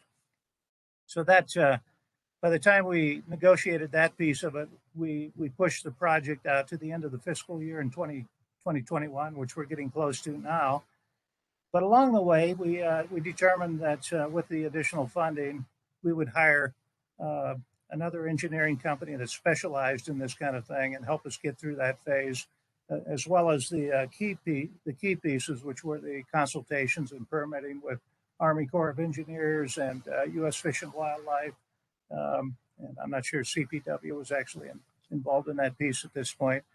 But so where we're at today is that the process will likely lap over into fiscal 2022 before we get to the point of completion of the engineering and the consultations in the permit phase. And it looks like we're looking at a potential award in the spring of 2022. And we'll probably phase in half of the project in 22. We'll phase in the other half of the project in 23. We'll have a completed river corridor project with those 2 components to be utilized by the public and hopefully by 2024. So that's our experience. Some of that is certainly inexperience, and the bandwidth required for small communities like Craig, I think, is a factor. But I look at what Natarita's done; they've done a tremendous job in working with the EDA, and EDA has kind of held our hand through the entire process, and I give them credit for that, and we appreciate that aspect of it. So I guess my goal here is solely to lay this out, but also to mention that over the years, we have worked with DOLA on millions of dollars worth of infrastructure improvements. And I understand there's good connections, especially listening to the HUD presentation today and some of the other presentations talking about state and federal connections and how those how federal program funding is funneled through state agencies and how we can take advantage of that. And we have in the past. But I think my point here is that DOLA has set a great example in many respects in terms of that relationship with the communities. EDA closely aligns with that. DOLA, I think, has streamlined the application process. And in a project like this, when you have to deal with all these other agencies, I'm not sure how that's accomplished, but that would surely be a benefit on future opportunities. We're going to find ourselves as small communities with energy impact funding declining. We're going to find ourselves looking to harvest more federal dollars to keep up with our infrastructure needs and to help transition our economy. And so putting that money where it's needed is something that we need assistance with. And we look forward to working with the federal agencies and learning how to be more effective in the process. So I think that's all I had. I appreciate your time today. Wade, back to you. Yeah, Peter, thank you. That was so. I'm getting feedback. If someone could mute Peter, maybe. There we go. So thank you, and we're over time, so we'll wrap real fast here. I apologize. There's been a very active conversation going on in the chat. We won't be able to get to those questions, but I think it was really important to hear, especially at the end of all of this, kind of what it looks like and how it feels on the ground. And I think what I took away from Dina was this can be done, jump in, try to do it. And what I took from Peter was understand to our friends at the state and federal level how limited our bandwidth is, and the more hoops we have to jump through, the more difficult it is to actually achieve what we all share as a goal. So I take away some very important takeaways from that. Thank you so much for your time. I think the last thing I would say before I give it back to Kate is just a thought I had as we were listening to, as we've had conversation, listening to the EDA conversations and questions back and forth. The Build Back Better opportunity is extraordinary, and it is really a once in a lifetime opportunity, as are the other opportunities there. But I would say this, don't look at the shiny ball just because it's a shiny ball. There are opportunities throughout the EDA bucket and throughout the other agencies that talked with us today. The Build Back Better grant, to my mind, looks like trying to hit a grand slam. And you know what? A lot of conditions need to be in place to hit a grand slam. You have to have the bases loaded. You have to have a really good batter up. Sometimes, most of the time, the right strategy is get a single, get a double, get a walk. And I think that's what some of the other buckets look like. So I just say, as we talk about this, definitely if we have our act together, let's do Build Back Better, but don't think that's the only game in town, and don't follow the shiny ball if in fact it makes more sense to go some other direction. So we are here to help. Other state agencies are here to help. We are way over time. I'll give it back to my friend Kate Gordon. Thank her for all her help and for including us. And thank you all for participating. Thanks, Wade, and I'll be very short. I just to say thank you again to the Colorado Office of Just Transition, to my federal partners, to all of you at the state and regional and local level doing this work every day on the ground. And if I were to say my takeaways, and we say this all the time in the interagency work group, but there is no one size fits all here. Every place is different. Every opportunity is different. I'm really encouraged by what I'm hearing from you all at the state and regional level on looking at your very specific assets, at your specific opportunities, building on those. That's the key to a successful strategy. So really thrilled to see that, and I just continue to be overwhelmed by how far ahead Colorado is on this thinking. And the other thing is that, and I said this in the chat, but we really hear you on it being confusing to navigate all these opportunities.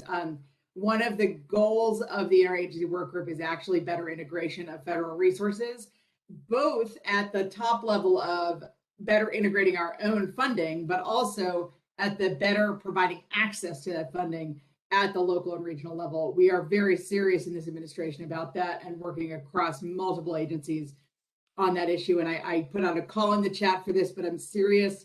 If you have good examples of that, if you have best practices of clearinghouses, of hubs, of ways that people share information that are actually effective, really want to know, because we're building this plane as we fly it, but it's got to be built well. So thank you everybody for joining. Thanks for staying on a little extra time, and really look forward to continuing to work with all of you going forward. And with that, I will close us out.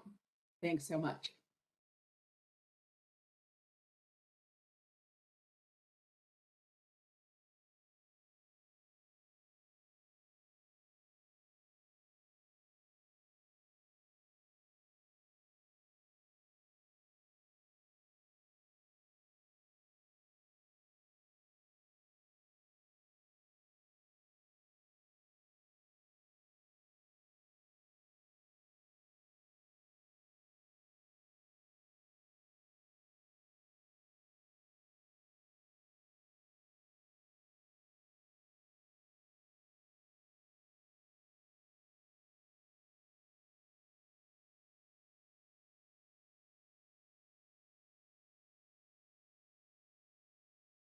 So to all panelists, thank you so much. I think that went very well. Sorry to run late.